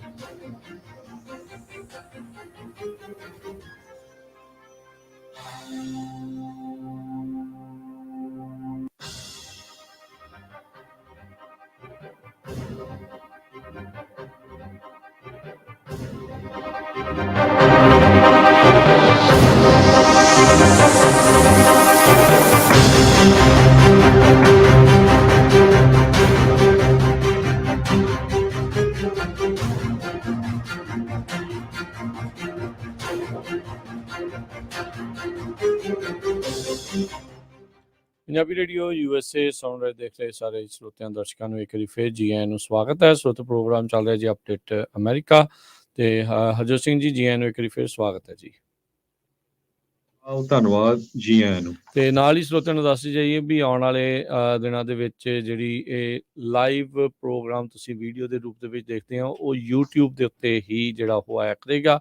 ਫੇਸਬੁੱਕ ਦੀ ਕੋਈ ਟੈਕਨੀਕਲ ਪ੍ਰੋਬਲਮਸ ਜਿਹੜੀਆਂ ਉਹ ਚੱਲ ਰਹੀਆਂ ਜਿਸ ਕਰਕੇ ਉੱਥੇ ਬਾਅਦ ਦੇ ਵਿੱਚ ਖਬਰਾਂ ਤੁਹਾਨੂੰ ਛੋਟੇ ਰੂਪ ਦੇ ਵਿੱਚ ਮੇ ਵੀ ਦੇਖੀਆਂ ਜਾਣ, ਪਰ ਲਾਈਵ ਦੇ ਵਿੱਚ ਕੋਈ ਦਿੱਕਤ ਆ। ਸੋ ਅਸੀਂ YouTube ਦੇ ਉੱਤੇ ਮੋਰ ਫੋਕਸ ਜਿਹੜਾ ਆ ਉਹ ਪੰਜਾਬੀ ਰੇਡੀਓ USA ਦੇ ਵੱਲੋਂ ਕੀਤਾ ਜਾਊਗਾ। ਸੋ ਜਿਹੜੇ ਵੀ ਇਸ ਟਾਈਮ ਫੇਸਬੁੱਕ ਦੇ ਉੱਤੇ ਦੇਖ ਰਹੇ ਆ ਉਹਨਾਂ ਨੂੰ ਅਸੀਂ ਬੇਨਤੀ ਕਰਦੇ ਹਾਂ ਵੀ ਭਾਈ ਤੁਸੀਂ ਜ਼ਰੂਰ ਜਲਦ ਤੋਂ ਜਲਦ ਪੰਜਾਬੀ ਰੇਡੀਓ USA ਦਾ ਜਿਹੜਾ YouTube ਚੈਨਲ ਆ ਉਸ ਨੂੰ ਸਬਸਕ੍ਰਾਈਬ ਕਰ ਲਓ ਤੇ ਤੁਸੀਂ ਉੱਥੇ ਲਾਈਵ ਜਿਹੜਾ ਉਹ ਦੇਖਣਾ ਜਿਹੜਾ ਉਹ ਸ਼ੁਰੂ ਕਰੋ ਤਾਂ ਜੋ ਆਉਣ ਵਾਲੇ ਸਮੇਂ ਦੇ ਵਿੱਚ ਫਿਰ ਇਹ ਨਾ ਹੋਵੇ ਤੁਸੀਂ ਕਹੋ ਵੀ ਅਸੀਂ ਮਿਸ ਜਿਹੜਾ ਆ ਉਹ ਕਰ ਗਏ ਆ। ਸੋ ਸਵਿਚ ਜਿਹੜਾ ਆ ਉਹ ਤੁਸੀਂ ਜਲਦ ਹੀ ਜਿਹੜਾ YouTube ਦੇ ਉੱਤੇ ਕਰ ਦਿਓ ਤਾਂ ਜੋ ਤੁਹਾਨੂੰ ਜਿਹੜਾ ਫਿਰ ਪ੍ਰੋਗਰਾਮ ਆ ਉਹ ਮਿਸ ਨਾ ਹੋਵੇ। YouTube ਫੇਸਬੁੱਕ ਦੀਆਂ ਕੋਈ ਟੈਕਨੀਕਲ ਪ੍ਰੋਬਲਮਸ ਦੇ ਚੱਲਦਿਆਂ ਜਿਹੜਾ ਜ਼ਿਆਦਾ ਫੋਕਸ ਆ ਉਹ ਹੁਣ ਆਪਣਾ ਫੇਸਬੁੱਕ ਦੇ ਉੱਤੇ YouTube ਦੇ ਉੱਤੇ ਜਿਹੜਾ ਉਹ ਰਹੇਗਾ। YouTube ਚੈਨਲ ਜ਼ਰੂਰ ਸਬਸਕ੍ਰਾਈਬ ਕਰ ਲਓ ਜੀ। ਬਿਲਕੁਲ। ਤੇ ਨਾਲ ਦੀ ਨਾਲ ਸਰੋਤਿਆਂ ਨੂੰ ਇਹ ਵੀ ਦੱਸਦੇ ਜਾਈਏ ਵੀ ਪੰਜਾਬੀ ਰੇਡੀਓ USA ਨੂੰ ਤੁਸੀਂ ਸਾਡੇ ਸਾਰੇ ਹੀ ਜਿਹੜੇ AM ਸਟੇਸ਼ਨਸ ਹੈਗੇ ਆ ਉਹਨਾਂ ਦੇ ਉੱਤੇ FM ਸਟੇਸ਼ਨ ਜਿਸ ਤਰ੍ਹਾਂ 1300 AM ਫ੍ਰਿਜ਼ਨੋ, 104.5 FM ਫ੍ਰਿਜ਼ਨੋ ਦੇ ਵਿੱਚ, ਬੇਕਰਸਫੀਲਡ 1350 AM ਤੇ 105.7 FM, ਇਸੇ ਤਰ੍ਹਾਂ ਯੂਬਾ ਸਿਟੀ ਦੇ ਵਿੱਚ 1450 AM ਤੇ 96.5 FM ਤੇ ਸੈਕਰਾਮੈਂਟੋ ਚ 1470 AM ਤੇ 105.9 FM ਤੇ ਸਟਾਕਟਨ ਲੋਡਾਈ ਚ 1570 AM ਤੇ ਰਾਈਟ ਨਾਓ ਸੈਕਰਾਮੈਂਟੋ ਤੇ ਲੋਡਾਈ ਦੋਨਾਂ ਜਗ੍ਹਾ ਤੇ ਕਾਫੀ ਦਿਨਾਂ ਤੋਂ ਜਿਹੜੀ ਬਿਜਲੀ ਆ ਗਈ ਹੋਈ ਆ, ਇਸ ਕਰਕੇ ਉੱਥੇ ਟੈਕਨੀਕਲ ਇਸ਼ੂ ਆ। ਇਸ ਤੋਂ ਬਿਨਾਂ ਘਰਾਂ ਦੇ ਵਿੱਚ ਤੁਸੀਂ ਰੇਡੀਓ ਸੈਟਸ ਦੇ ਉੱਤੇ ਸੁਣ ਸਕਦੇ ਆ। ਹੋਰ ਵੀ ਫਿਊਚਰ ਦੇ ਵਿੱਚ ਆਉਣ ਵਾਲੇ ਆਪਾਂ ਤੁਹਾਨੂੰ ਜ਼ਰੂਰ ਖੁਸ਼ਖਬਰੀ ਦੇਵਾਂਗੇ ਕਿਹੜੇ ਏਰੀਏ ਦੇ ਵਿੱਚ ਪੰਜਾਬੀ ਰੇਡੀਓ USA ਦਾ ਵਾਧਾ ਹੋ ਰਿਹਾ ਹੈਗਾ ਆ ਜੀ। ਤੇ ਇਕਨੋਮੀ ਵੱਲ ਆਈਏ ਰਾਜਕਨਵੀਰ ਸਿੰਘ ਜੀ, ਕੋਈ ਬਾਹਲੀ ਗੁੱਡ ਖਬਰ ਨਹੀਂ ਆ ਰਹੀ। ਅੱਜ ਵਰਲਡ ਬੈਂਕ ਨੇ ਅਨਾਉਂਸ ਕਰ ਦਿੱਤਾ ਹੈ ਵੀ ਗਲੋਬਲ ਗਰੋਥ ਇਸ ਲੈਵਲ ਦੇ ਉੱਤੇ ਸੁਸਤ ਜਾਂ ਸਲੋ ਹੋ ਗਈ ਆ ਤੇ ਕਹਿੰਦੇ ਵੀ ਗਲੋਬਲ ਇਕਨੋਮੀ ਲਗਭਗ ਰਿਸੈਸ਼ਨ ਦੇ ਵਿੱਚ ਜਾਣ ਦੇ ਕਿਨਾਰੇ ਤੇ ਪਹੁੰਚ ਗਈ ਆ। ਵਰਲਡ ਬੈਂਕ ਨੇ 2022 ਦੇ ਵਿੱਚ ਪ੍ਰੈਡਿਕਸ਼ਨ ਕੀਤੀ ਸੀ। ਉਸ ਤੋਂ ਬਾਅਦ ਹੁਣ ਜਿਹੜੀ ਨਵੀਂ ਪ੍ਰੈਡਿਕਸ਼ਨ ਕੀਤੀ ਆ ਉਹ ਉਹਨਾਂ ਨੇ ਕਿਹਾ ਵੀ ਜਿਹੜਾ ਇਕਨੋਮਿਕ ਗਰੋਥ ਉਹ ਹੁਣ 1.7% ਹੀ ਹੋਊਗੀ ਸਨ 2023 ਚ, ਜਦ ਕਿ ਉਹਨਾਂ ਨੇ ਪਿਛਲੇ ਸਾਲ ਮਿਡ 2020 ਚ ਇਹ ਕਿਹਾ ਸੀ ਵੀ ਗਲੋਬਲ ਗਰੋਥ 3% ਹੋਊਗੀ। ਸੋ ਇੱਥੋਂ ਤੁਸੀਂ ਅੰਦਾਜ਼ਾ ਲਾ ਸਕਦੇ ਆ ਵੀ ਇਕਨੋਮੀ ਕਿੱਧਰ ਨੂੰ ਜਾ ਰਹੀ ਆ। ਤਿੰਨੇ ਵੱਡੀਆਂ ਕਹਿ ਸਕਦੇ ਆ ਮੁਲਕ, ਯੂਰਪ ਦਾ ਏਰੀਆ ਜਿਹੜਾ ਹੈਗਾ, US ਦਾ ਤੇ ਚਾਈਨਾ ਦਾ, ਇਹਨਾਂ ਦੇ ਉੱਤੇ ਕਾਫੀ ਜ਼ਿਆਦਾ ਜਿਹੜਾ ਅਸਰ ਪੈ ਰਿਹਾ ਹੈਗਾ। ਜੀ ਬਿਲਕੁਲ ਹਰਜੋਤ ਸਿੰਘ ਜੀ, ਸੋ ਜਿੱਦਾਂ ਇਹਨਾਂ ਨੇ ਕਿਹਾ ਵੀ ਇਹ ਤਾਂ ਭਾਈ ਰਿਸੈਸ਼ਨ ਦੇ ਬਿਲਕੁਲ ਕਲੋਜ਼ ਜਿਹੜਾ ਉਹ ਚੀਜ਼ ਪਹੁੰਚ ਸਕਦੀ ਆ। ਅੱਗੇ ਤਾਂ ਕੱਲੀ ਆਪਾਂ ਗੱਲ ਕਰ ਰਹੇ ਸੀਗੇ ਵੀ ਖੌਰੇ ਕੱਲਾ ਅਮਰੀਕਾ ਦੇ ਵਿੱਚ ਰਿਸੈਸ਼ਨ ਆਉਣ ਦਾ ਖਤਰਾ ਹੈ ਜਾਂ ਯੂਰਪ ਦੇ ਕੁਝ ਹਿੱਸਿਆਂ ਦੇ ਵਿੱਚ, ਪਰ ਸਥਿਤੀ ਓਵਰਆਲ ਜਿਹੜੀ ਆ ਉਹ ਕਾਫੀ ਮਾੜੀ ਨਜ਼ਰ ਜਿਹੜੀ ਉਹ ਆ ਰਹੀ ਆ। ਗਲੋਬਲ ਇਕਨੋਮਿਕ ਗਰੋਥ 1.7% ਦੇ ਉੱਤੇ ਜਿਹੜੀ ਉਹ ਰਹਿ ਸਕਦੀ ਆ, ਜਿਹੜੀ ਕਿ ਪਹਿਲਾਂ 3% ਸੀ। ਸੋ 50% ਤਕਰੀਬਨ ਸਲੈਸ਼ ਜਿਹੜਾ ਉਸ ਦੇ ਵਿੱਚ ਦੇਖ ਰਹੇ ਹਾਂ ਵੀ ਇੰਨੀ ਘੱਟ ਜਿਹੜੀ ਗਰੋਥ ਆ ਉਹ ਹੋਊਗੀ। ਈਵਨ ਰਿਸੈਸ਼ਨ ਵੀ ਜਦੋਂ ਆਉਂਦਾ ਆ, ਗਰੋਥ ਕਈ ਵਾਰੀ ਹੁੰਦੀ ਆ ਪਰ ਬਹੁਤ ਮਾਮੂਲੀ ਜੀ ਜਿਹੜੀ ਹੁੰਦੀ ਆ, ਜਿਸ ਹਿਸਾਬ ਦੇ ਨਾਲ ਬਾਕੀ ਚੀਜ਼ਾਂ ਦੀ ਦਰ ਵੱਧ ਰਹੀ ਹੁੰਦੀ ਆ ਉਸ ਹਿਸਾਬ ਦੇ ਨਾਲ ਅਰਥਚਾੜਾ ਨਹੀਂ ਵੱਧ ਰਿਹਾ ਹੁੰਦਾ। ਇਸੇ ਲਈ ਜਿਹੜੀ ਆ ਉਹ ਪ੍ਰੋਬਲਮ ਜਿਹੜੀ ਉਹ ਆਉਂਦੀ ਹੈਗੀ ਆ। ਸੋ ਯੂਰਪੀਅਨ ਸੰਘ ਦਾ ਤਾਂ ਕਹਿੰਦੇ ਵੀ ਬਹੁਤ ਬੁਰਾ ਹਾਲ ਆ। ਯੂਰਪ ਦਾ ਜਿਹੜਾ ਏਰੀਆ ਆ ਉਹ ਤਾਂ 0% ਗਰੋਥ ਸ਼ੋ ਕਰ ਰਿਹਾ। ਅਮਰੀਕਾ ਸਿਰਫ 0.5, ਚਾਈਨਾ ਜੇ ਫਿਰ ਵੀ ਸਭ ਤੋਂ ਵੱਧ 4% ਤੱਕ ਜਿਹੜਾ ਉੱਥੇ ਗਰੋਥ ਆ ਉਹ ਸ਼ੋ ਹੋ ਰਹੀ ਹੈਗੀ ਆ। ਉਹ ਵੀ ਹੁਣ ਆંકੜੇ ਸਭ ਨੂੰ ਹੀ ਪਤਾ ਵੀ ਚੀਨ ਤੋਂ ਕਿੱਦਾਂ ਦੇ ਜਿਹੜੇ ਉਹ ਆਉਂਦੇ ਰਹਿੰਦੇ ਹੈਗੇ ਆ। ਸੋ ਗਲੋਬਲ ਇਕਨੋਮਿਕ ਪ੍ਰੋਸਪੈਕਟਸ ਨੇ ਆਪਣੀ ਲੇਟੈਸਟ ਰਿਪੋਰਟ ਦੇ ਵਿੱਚ ਇਹ ਜਿਹੜਾ ਚੀਜ਼ ਜਿਹੜੀ ਉਹ ਦੱਸੀ ਆ, ਜਿੱਥੇ ਉਹਨਾਂ ਨੇ ਕੁਛ ਮਹੀਨੇ ਪਹਿਲਾਂ ਦੱਸੀ ਰਿਪੋਰਟ ਦੇ ਵਿੱਚ ਅਨੁਮਾਨ ਲਾਇਆ ਸੀ 3% ਗਰੋਥ ਦਾ, ਉਸ ਨੂੰ ਹੁਣ ਉਹਨਾਂ ਨੇ ਅਪਡੇਟ ਕਰਦੇ ਹੋਏ ਮਹਿਜ 1.7% ਦੇ ਉੱਤੇ ਜਿਹੜਾ ਉਹ ਕਰ ਦਿੱਤਾ ਹੈਗਾ ਆ। ਸੋ ਇਹ ਕੋਈ ਚੰਗੀ ਚੀਜ਼ ਜਿਹੜੀ ਉਹ ਨਜ਼ਰ ਨਹੀਂ ਆ ਰਹੀ। ਉੱਤੋਂ ਜਿਹੜੀ ਗਲੋਬਲ ਇਕੋਨਮੀ ਦੇ ਉੱਤੇ ਝਟਕਾ ਕਹਿੰਦੇ ਵੀ ਹੋਰ ਹੋ ਸਕਦਾ ਆ। ਇੱਕੋ ਦਹਾਕੇ 'ਚ 2 ਵਾਰੀ ਰਿਸੈਸ਼ਨ ਆਉਣਾ, ਕਹਿੰਦੇ ਅੱਜ ਤੱਕ ਬਹੁਤ ਘੱਟ ਹੋਇਆ ਆ। ਇਹ ਹੋਇਆ ਸੀਗਾ 80 ਸਾਲ ਪਹਿਲਾਂ। ਵੀ ਇੱਕ ਦਹਾਕੇ ਦੇ ਵਿੱਚ 2 ਗਲੋਬਲ ਰਿਸੈਸ਼ਨ ਜਿਹੜੇ ਆ ਉਹ ਝੱਲਣੇ ਜਿਹੜੇ ਉਹ ਪੈ ਸਕਦੇ ਹੋਣ। ਸੋ ਜਿਹੜੀ ਇਹ ਵਰਲਡ ਬੈਂਕ ਦੀ ਇਹ ਲੇਟੈਸਟ ਵਾਰਨਿੰਗ ਆ, ਉਹ ਆਪਾਂ ਨੂੰ ਇਹੀ ਚੀਜ਼ ਰਾਈਟ ਨਾਓ ਸ਼ੋ ਜਿਹੜੀ ਉਹ ਕਰ ਰਹੀ ਆ। ਵਰਲਡ ਬੈਂਕ ਦੇ ਜਿਹੜੇ ਪ੍ਰੈਜ਼ੀਡੈਂਟ ਡੇਵਿਡ ਮੈਲਪਾਸ ਆ, ਉਹਨਾਂ ਨੇ ਕਿਹਾ ਵੀ ਜਿਹੜਾ ਕ੍ਰਾਈਸਿਸ ਇਸ ਟਾਈਮ ਆਪਣੇ ਸਾਹਮਣੇ ਡਿਵੈਲਪ ਹੋ ਰਿਹਾ ਆ, ਉਹ ਹੋਰ ਵੀ ਜ਼ਿਆਦਾ ਤੇਜ਼ ਹੁੰਦਾ ਜਾ ਰਿਹਾ ਆ। ਜਿਹੜੇ ਗਲੋਬਲ ਗਰੋਥ ਆਊਟਲੁੱਕ ਲਗਾਤਾਰ ਜਿਹੜੀ ਘਟਣ ਵੱਲ ਨੂੰ ਜਿਹੜੀ ਉਹ ਵੱਧ ਰਹੀ ਆ। ਐਲੀਵੇਟਿਡ ਇਨਫਲੇਸ਼ਨ, ਸੈਂਟਰਲ ਬੈਂਕਸ ਦੀਆਂ ਪਾਲਿਸੀਜ਼ ਬੜੀਆਂ ਅਗਰੈਸਿਵ ਨੇ, ਫਾਈਨੈਂਸ਼ੀਅਲ ਕੰਡੀਸ਼ਨਸ ਜਿਹੜੀਆਂ ਉਹ ਮਾੜੀਆਂ ਹੋ ਰਹੀਆਂ ਨੇ। ਰਸ਼ੀਆ ਦੇ ਦੁਆਰਾ ਇਨਵੇਜਨ ਕੀਤੀ ਗਈ ਯੂਕਰੇਨ ਦੇ ਉੱਤੇ ਉਹਦੇ ਜਿਹੜੇ ਇਸ ਟਾਈਮ ਸ਼ੌਕ ਵੇਵਸ ਆ, ਜਿਹੜੇ ਝਟਕੇ ਆ, ਉਹ ਵੀ ਇਸ ਇਕੋਨਮੀ ਦੇ ਉੱਤੇ ਪੈ ਰਹੇ ਨੇ। ਸੋ ਓਵਰਆਲ ਕਹਿੰਦੇ ਵੀ ਇਸ ਤੋਂ ਪਹਿਲਾਂ ਵੀ ਹੋਰ ਮਾੜੇ ਝਟਕੇ ਨੈਗੇਟਿਵ ਸ਼ੌਕਸ ਜਿਹੜੇ ਉਹ ਆਉਣ, ਇਸ ਦੇ ਕਰਕੇ ਲੱਗ ਹੀ ਰਿਹਾ ਆ ਵੀ ਆਪਾਂ ਰਿਸੈਸ਼ਨ ਵੱਲ ਨੂੰ ਜਿਹੜਾ ਉਹ ਵੱਧ ਸਕਦੇ। ਕਹਿੰਦੇ ਵੀ 1930 ਦਾ ਉਹ ਦਹਾਕਾ ਸੀਗਾ ਜਦੋਂ 2 ਰਿਸੈਸ਼ਨ ਸੇਮ ਡੈਕੇਡ ਦੇ ਵਿੱਚ ਦੇਖਣੇ ਪਏ ਸੀਗੇ।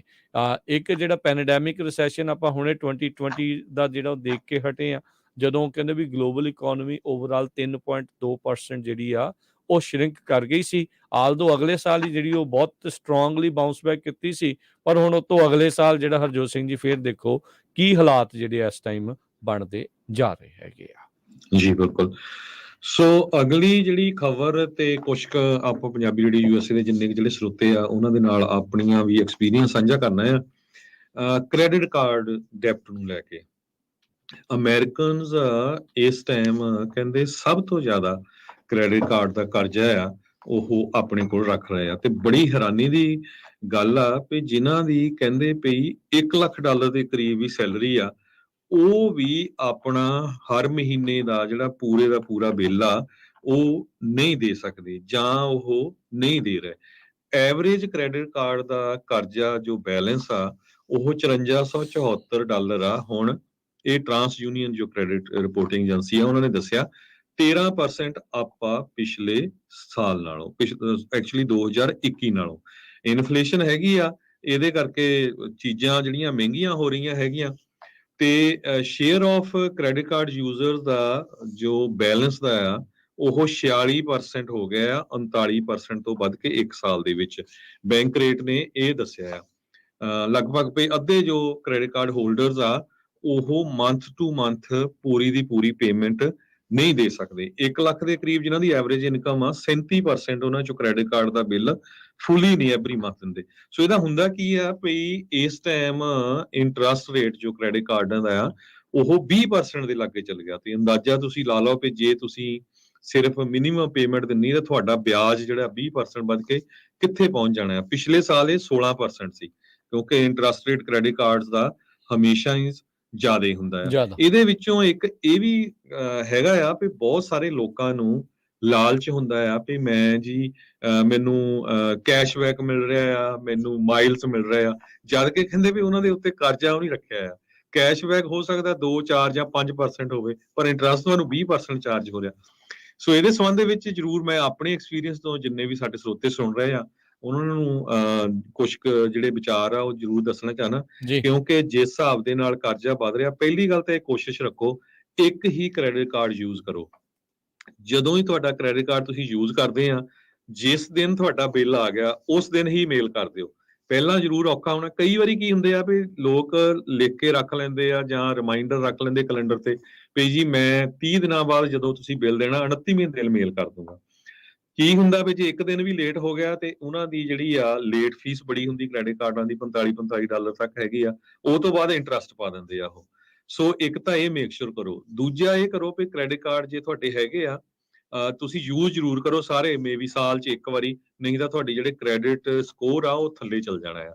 ਪਰ ਕੋਸ਼ਿਸ਼ ਇੱਕ ਕਰੋ ਜੇ ਇੱਕੋ ਹੀ ਤੁਸੀਂ ਯੂਜ਼ ਕਰਦੇ ਆ ਉਹਦੇ ਨਾਲ ਤੁਹਾਨੂੰ ਪਤਾ ਹੁੰਦਾ ਵੀ ਮੇਰਾ ਇੱਕੋ ਹੀ ਬਿੱਲ ਆਉਣਾ ਹੈਗਾ।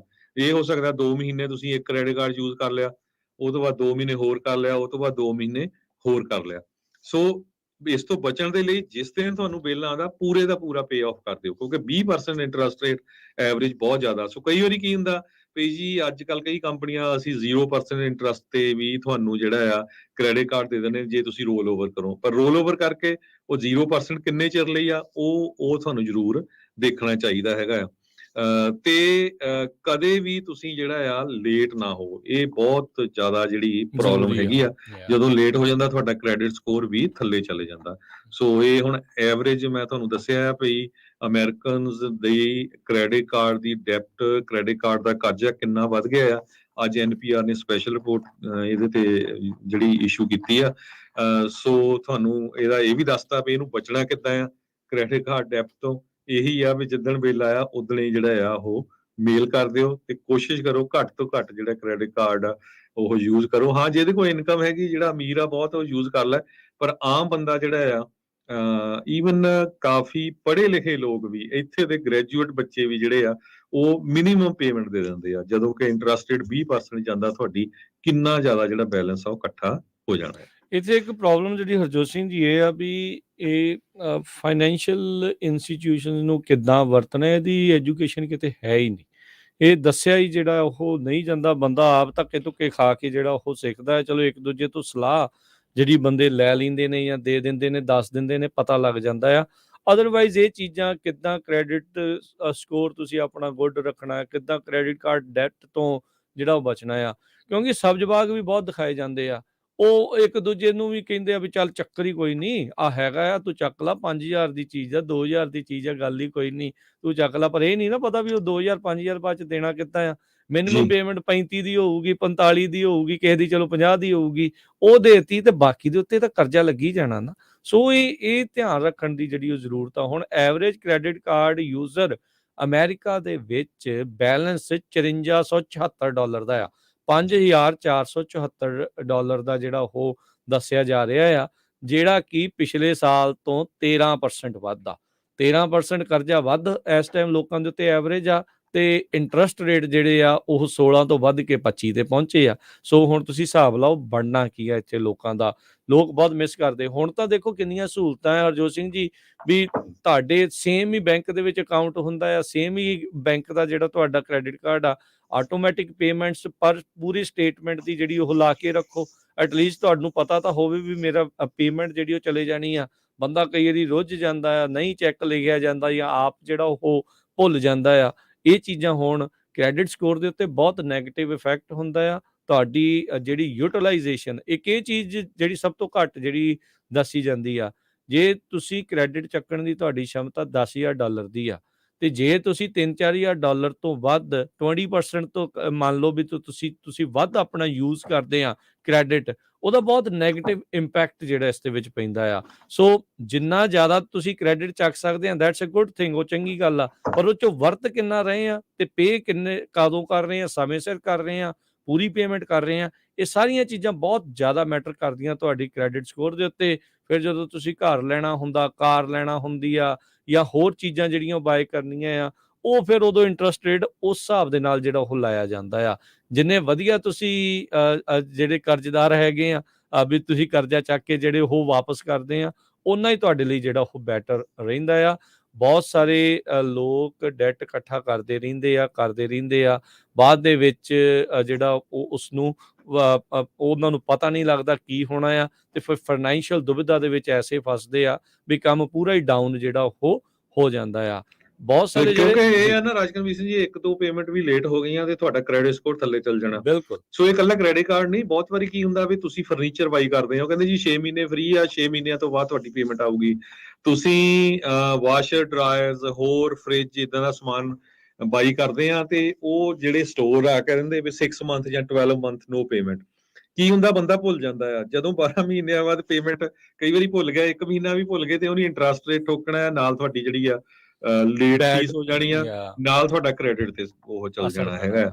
ਸੋ ਆਪਾਂ ਇਕੱਲੀਆਂ ਖਬਰਾਂ ਨਹੀਂ ਦਿੰਦੇ, ਜ਼ਰੂਰ ਆਪਣੇ ਜਿਹੜੇ ਭੈਣ ਭਰਾ ਆ, ਬਹੁਤ ਸਾਰੇ ਨਵੇਂ ਆਏ ਹੁੰਦੇ ਆ, ਕਈਆਂ ਨੂੰ ਪਤਾ ਨਹੀਂ ਹੁੰਦਾ ਵੀ ਕਿਸ ਤਰ੍ਹਾਂ ਕਰਨਾ ਆ, ਕਈ ਹੈ ਵੀ ਆ, ਜਿਸ ਤਰ੍ਹਾਂ ਮੈਂ ਤੁਹਾਨੂੰ ਦੱਸਿਆ, ਈਵਨ ਐਜੂਕੇਟਡ ਜਿਹੜੇ ਜਿੱਥੇ ਦੇ ਬੋਰਨ ਬੱਚੇ ਆ, ਉਹਨਾਂ ਨੂੰ ਵੀ ਨਹੀਂ ਪਤਾ ਵੀ ਕਿੱਦਾਂ ਪੇਮੈਂਟ ਦੇਣੀ ਆ। ਉਹ ਆਪਣੇ ਉਸ ਹਿਸਾਬ ਦੇ ਨਾਲ ਜਿਹਨੇ ਕ੍ਰੈਡਿਟ ਕਾਰਡ ਦੇ ਰਿਹਾ, ਉਹਨੇ ਵੀ ਚੱਜ ਨਾਲ ਨਹੀਂ ਦੱਸਿਆ, ਉਹਨਾਂ ਨੇ ਆਪ ਵੀ ਕੋਈ ਇਸ ਦੇ ਉੱਤੇ ਕੋਈ ਨੌਲੇਜ ਨਹੀਂ ਜਿਹੜੀ ਉਹ ਗੇਨ ਕੀਤੀ।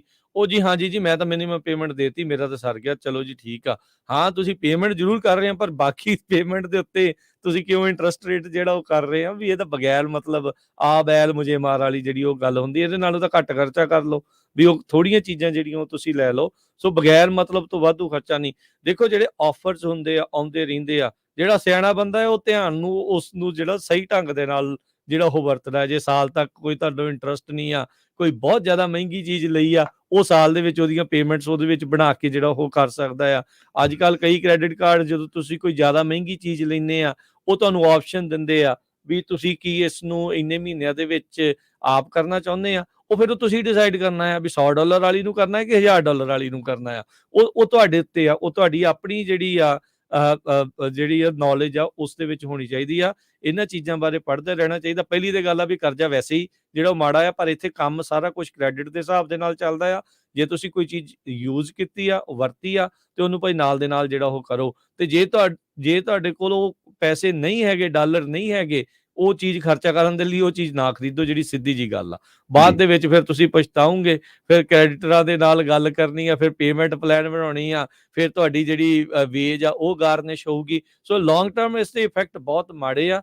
ਬੰਦਾ ਅਜਿਹੇ ਸਪਾਇਰਲ ਦੇ ਵਿੱਚ ਫਸਦਾ ਆ, ਤੇ ਬਹੁਤ ਬੰਦੇ ਦੇਖੇ ਆ ਘਰੋਂ ਬੇਘਰ ਹੁੰਦੇ, ਜਿਹੜੇ ਹੋਮਲੈਸ ਹੁੰਦੇ ਇਹੋ ਜਿਹੀਆਂ ਚੀਜ਼ਾਂ ਦੇ ਕਰਕੇ, ਵੀ ਉਹ ਐਸੇ ਜਿਹੜੇ ਚੱਕਰ ਵਿਊਹ ਦੇ ਵਿੱਚ ਜਿਹੜੇ ਉਹ ਫਸਦੇ ਆ, ਉਹ ਪ੍ਰੋਬਲਮ ਆ ਜਾਂਦੀ ਆ, ਬੈਂਕਰਪਸੀਆਂ ਤੱਕ ਜਿਹੜੀਆਂ ਬਾਅਦ ਦੇ ਵਿੱਚ ਉਸ ਪਾਸੇ ਵੱਲ ਨੂੰ ਗੱਲ ਜਿਹੜੀ ਉਹ ਵੱਧ ਜਾਂਦੀ ਆ। ਸੋ ਜਿਹੜੀ ਚੀਜ਼ ਖਰੀਦਣ ਦੀ ਸ਼ਮਤਾ ਹੈਗੀ ਆ, ਤੁਹਾਡੇ ਕੋਲ ਹੈਗੇ ਐਕਚੁਅਲ 'ਚ ਪੈਸੇ, ਫਿਰ ਹੀ ਉਹ ਖਰੀਦੋ, ਤੇ ਉਹ ਨਾ ਖਰੀਦੋ, ਅਦਰਵਾਈਜ਼ ਨਾ ਖਰੀਦੋ। ਤੇ ਜਦੋਂ ਤੁਸੀਂ ਕ੍ਰੈਡਿਟ ਕਾਰਡ ਦੀ ਵਰਤੋਂ ਕਰ ਲਈ ਆ, ਤੇ ਆਪਣੀ ਸਟੇਟਮੈਂਟ ਜਿੰਨੀ ਤੁਹਾਡੀ ਉਹ ਮਹੀਨੇ ਦੀ ਆ ਰਹੀ ਆ, ਉਹਨੂੰ ਪੇ ਇਨ ਫੁੱਲ ਕਰਨ ਦੀ ਜਿਹੜੀ ਆ ਉਹ ਕੋਸ਼ਿਸ਼ ਕਰਿਆ ਕਰੋ। ਸੋ ਬਹੁਤ ਸਾਰੇ ਇਹ ਆਪਾਂ ਤਾਂ ਕਹਿ ਰਹੇ ਆ ਵੀ ਅਮਰੀਕਾ ਦੇ ਵਿੱਚ ਮੈਜੋਰਟੀ ਦੇ ਜਿਹੜੇ ਲੋਕ ਆ, ਉਹਨਾਂ ਦੇ ਕੋਲ ਜੇ ਅੱਜ ਦੀ ਡੇਟ 'ਚ ਰੱਬ ਨਾ ਕਰੇ ਕੋਈ ਲੇ ਆਫ ਹੋ ਜਾਂਦਾ, ਕੰਮ ਛੁੱਟ ਜਾਂਦਾ, ਕੰਮ ਸਲੋ ਹੋ ਜਾਂਦਾ, 6 ਮਹੀਨੇ ਦਾ ਖਰਚਾ ਪਾਣੀ ਕਰਨ ਦੇ ਲਈ ਪੈਸੇ ਨਹੀਂ ਹੈਗੇ।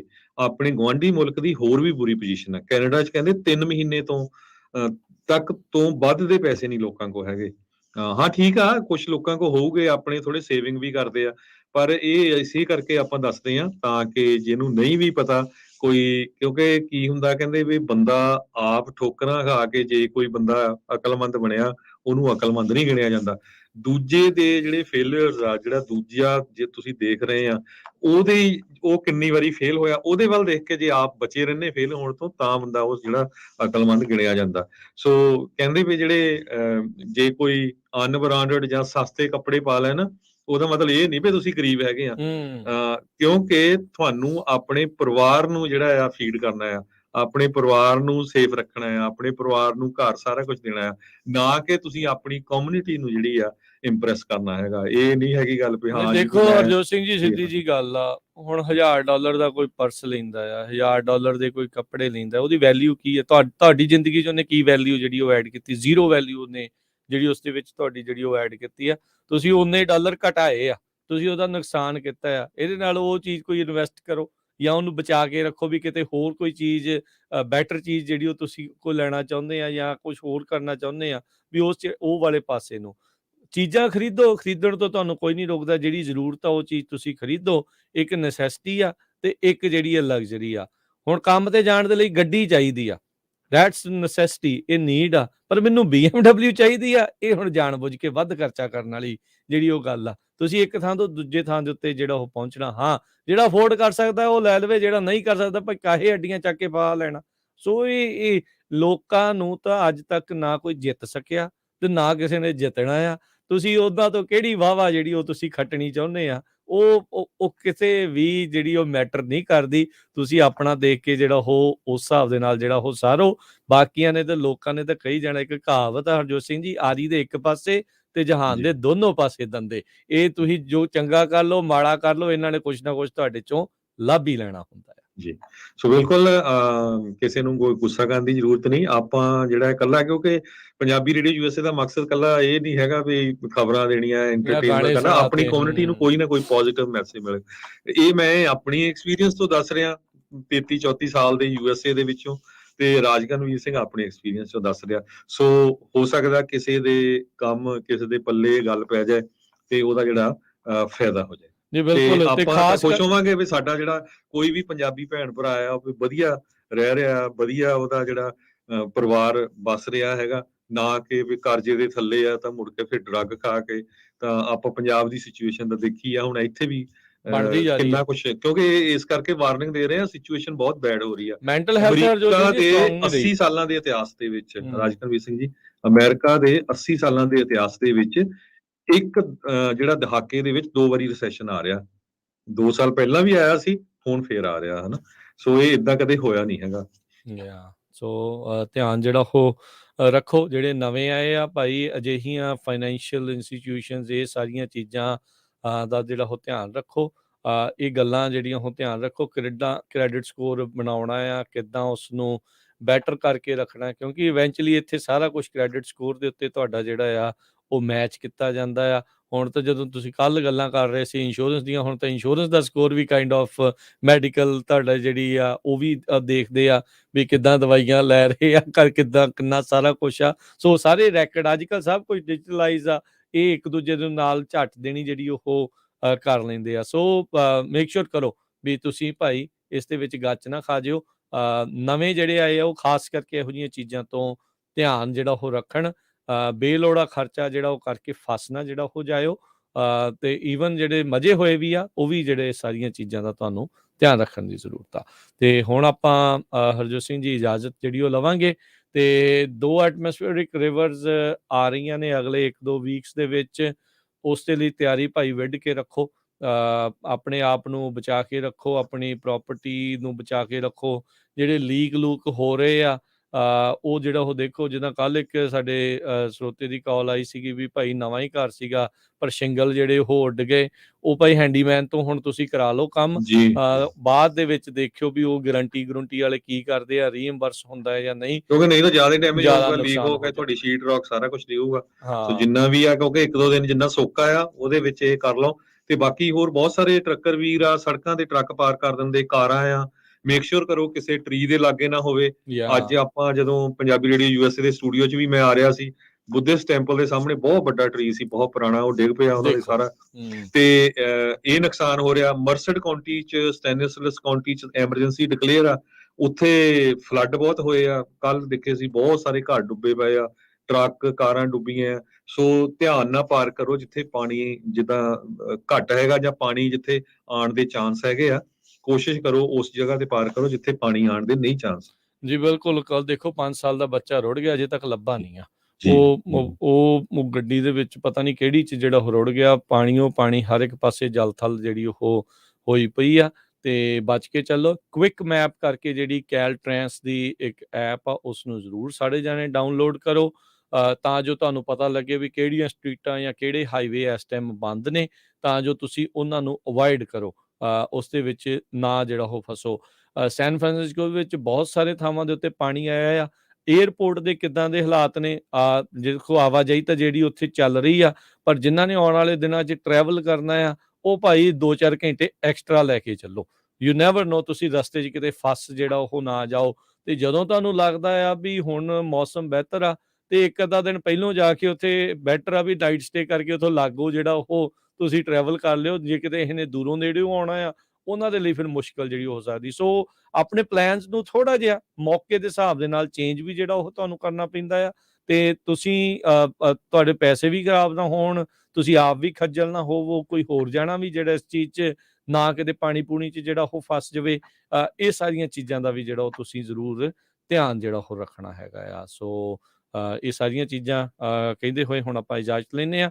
ਇਸ ਤੋਂ ਅਗਲਾ ਪ੍ਰੋਗਰਾਮ ਆਤਮਿਕ ਆਨੰਦ ਜਿਹੜਾ ਉਹ 11 ਵਜੇ ਤੱਕ, ਫਿਰ 11 ਤੋਂ 1 ਵਜੇ ਤੱਕ ਪ੍ਰੋਗਰਾਮ ਨਜ਼ਰੀਆ, 1 ਤੋਂ 1 ਵਜੇ ਪ੍ਰੋਗਰਾਮ ਅਪਡੇਟ ਕੈਨੇਡਾ, 10 ਮਿੰਟ ਦਾ ਜਿਹੜਾ ਖਬਰਾਂ ਦਾ ਬੁਲੇਟਿਨ ਕੈਨੇਡਾ ਦੀਆਂ ਦਾ ਉਹ ਤੁਹਾਡੇ ਲਈ ਪੇਸ਼ ਕੀਤਾ ਜਾਊਗਾ। ਤੇ ਫਿਰ 1:15 ਤੋਂ ਲੈ ਕੇ 2:30 ਵਜੇ ਤੱਕ ਪ੍ਰੋਗਰਾਮ ਕੁਝ ਗੱਲਾਂ ਕੁਝ ਗੀਤ, ਤੇ 3 ਤੋਂ 4 ਵਜੇ ਤੱਕ ਪ੍ਰੋਗਰਾਮ ਸਾਂਝੀ ਸੱਥ ਜਿਹੜਾ ਉਹ ਲੈ ਕੇ ਹਾਜ਼ਰ ਹੋਵਾਂਗੇ, ਤੇ 4 ਤੋਂ 5:30 ਵਜੇ ਤੱਕ ਪ੍ਰੋਗਰਾਮ ਤੁਹਾਡੇ ਲਈ ਪੇਸ਼ ਕੀਤਾ ਜਾਊਗਾ ਵਿਸਰ ਦਾ ਵਿਰਸਾ, ਤੇ 5:40 ਦੇ ਉੱਤੇ ਅਪਡੇਟ ਕੈਲੀਫੋਰਨੀਆ ਪ੍ਰੋਗਰਾਮ, ਖਬਰਾਂ ਦਾ ਬੁਲੇਟਿਨ ਜਿਹੜਾ ਸ਼ਾਮ ਦੀਆਂ ਦਾ ਉਹ ਤੁਹਾਡੇ ਲਈ ਪੇਸ਼ ਕਰਾਂਗੇ, ਤੇ 6 ਤੋਂ 8 ਵਜੇ ਤੱਕ ਪ੍ਰੋਗਰਾਮ ਪੇਸ਼ ਕੀਤਾ ਜਾਊਗਾ ਗੁਰਬਾਣੀ ਦਾ ਸ਼ਾਮ ਦੇ ਦੀਵਾਨ। 8:30 ਵਜੇ ਪੱਤਰਕਾਰ ਦੀਪਕ ਸ਼ਰਮਾ ਚਨਾਰਥਲ ਹੁਣਾਂ ਦੇ ਨਾਲ ਪੰਜਾਬ ਤੇ ਭਾਰਤ ਦੀਆਂ ਅਹਿਮ ਖਬਰਾਂ ਦੇ ਉੱਤੇ ਝਾਤ ਮਾਰਾਂਗੇ। ਖਬਰ ਤੇ ਨਜ਼ਰ ਦੇ ਵਿੱਚ ਪ੍ਰਵੀਨ ਸ਼ਰਮਾ ਹੁਣਾਂ ਦੇ ਨਾਲ ਵੀ, ਤੇ ਇੱਥੇ ਇਦਾਂ ਹੀ ਜਿਹੜੇ ਪ੍ਰੋਗਰਾਮ ਉਹ ਚੱਲਦੇ ਰਹਿਣਗੇ। ਮਿਲਾਂਗੇ ਹੁਣ ਆਪਾਂ ਅਗਲੀ ਵਾਰ, ਉਦੋਂ ਤੱਕ ਲਈ ਮੇਰੇ ਰਾਜਕਨਵੀਰ ਸਿੰਘ ਵੱਲੋਂ ਤੇ ਹਰਜੋਤ ਸਿੰਘ ਵੱਲੋਂ ਸਭ ਨੂੰ ਪਿਆਰ ਭਰੀ ਨਿੱਘੀ ਸਤਿ ਸ਼੍ਰੀ ਅਕਾਲ, ਤੇ ਜਿਉਂਦੇ ਰਹੋ, ਜਿੰਦੇ ਵਾਸਤੇ ਰਹੋ, ਹੱਸਦੇ ਖੇਲਦੇ ਰਹੋ, ਸੁਣਦੇ ਰਹੋ Punjabi radio USA। Punjabi radio USA ਦਾ YouTube ਚੈਨਲ ਵੱਧ ਤੋਂ ਵੱਧ ਸਬਸਕ੍ਰਾਈਬ ਕਰੋ। ਇਹ ਜਿਹੜੇ ਲਾਈਵ ਫੁੱਲ ਪ੍ਰੋਗਰਾਮਸ ਆ ਇਹ ਆਉਣ ਵਾਲੇ ਦਿਨਾਂ ਦੇ ਵਿੱਚ ਸਿਰਫ YouTube channel Punjabi radio USA ਦੇ ਉੱਤੇ ਲਾਈਵ ਹੋਇਆ ਕਰਨਗੇ, ਤੇ ਉਹ ਤੁਸੀਂ ਸਵਿਚ ਜਿਹੜਾ ਆ ਆਲਰੇਡੀ ਕਰ ਲਓ।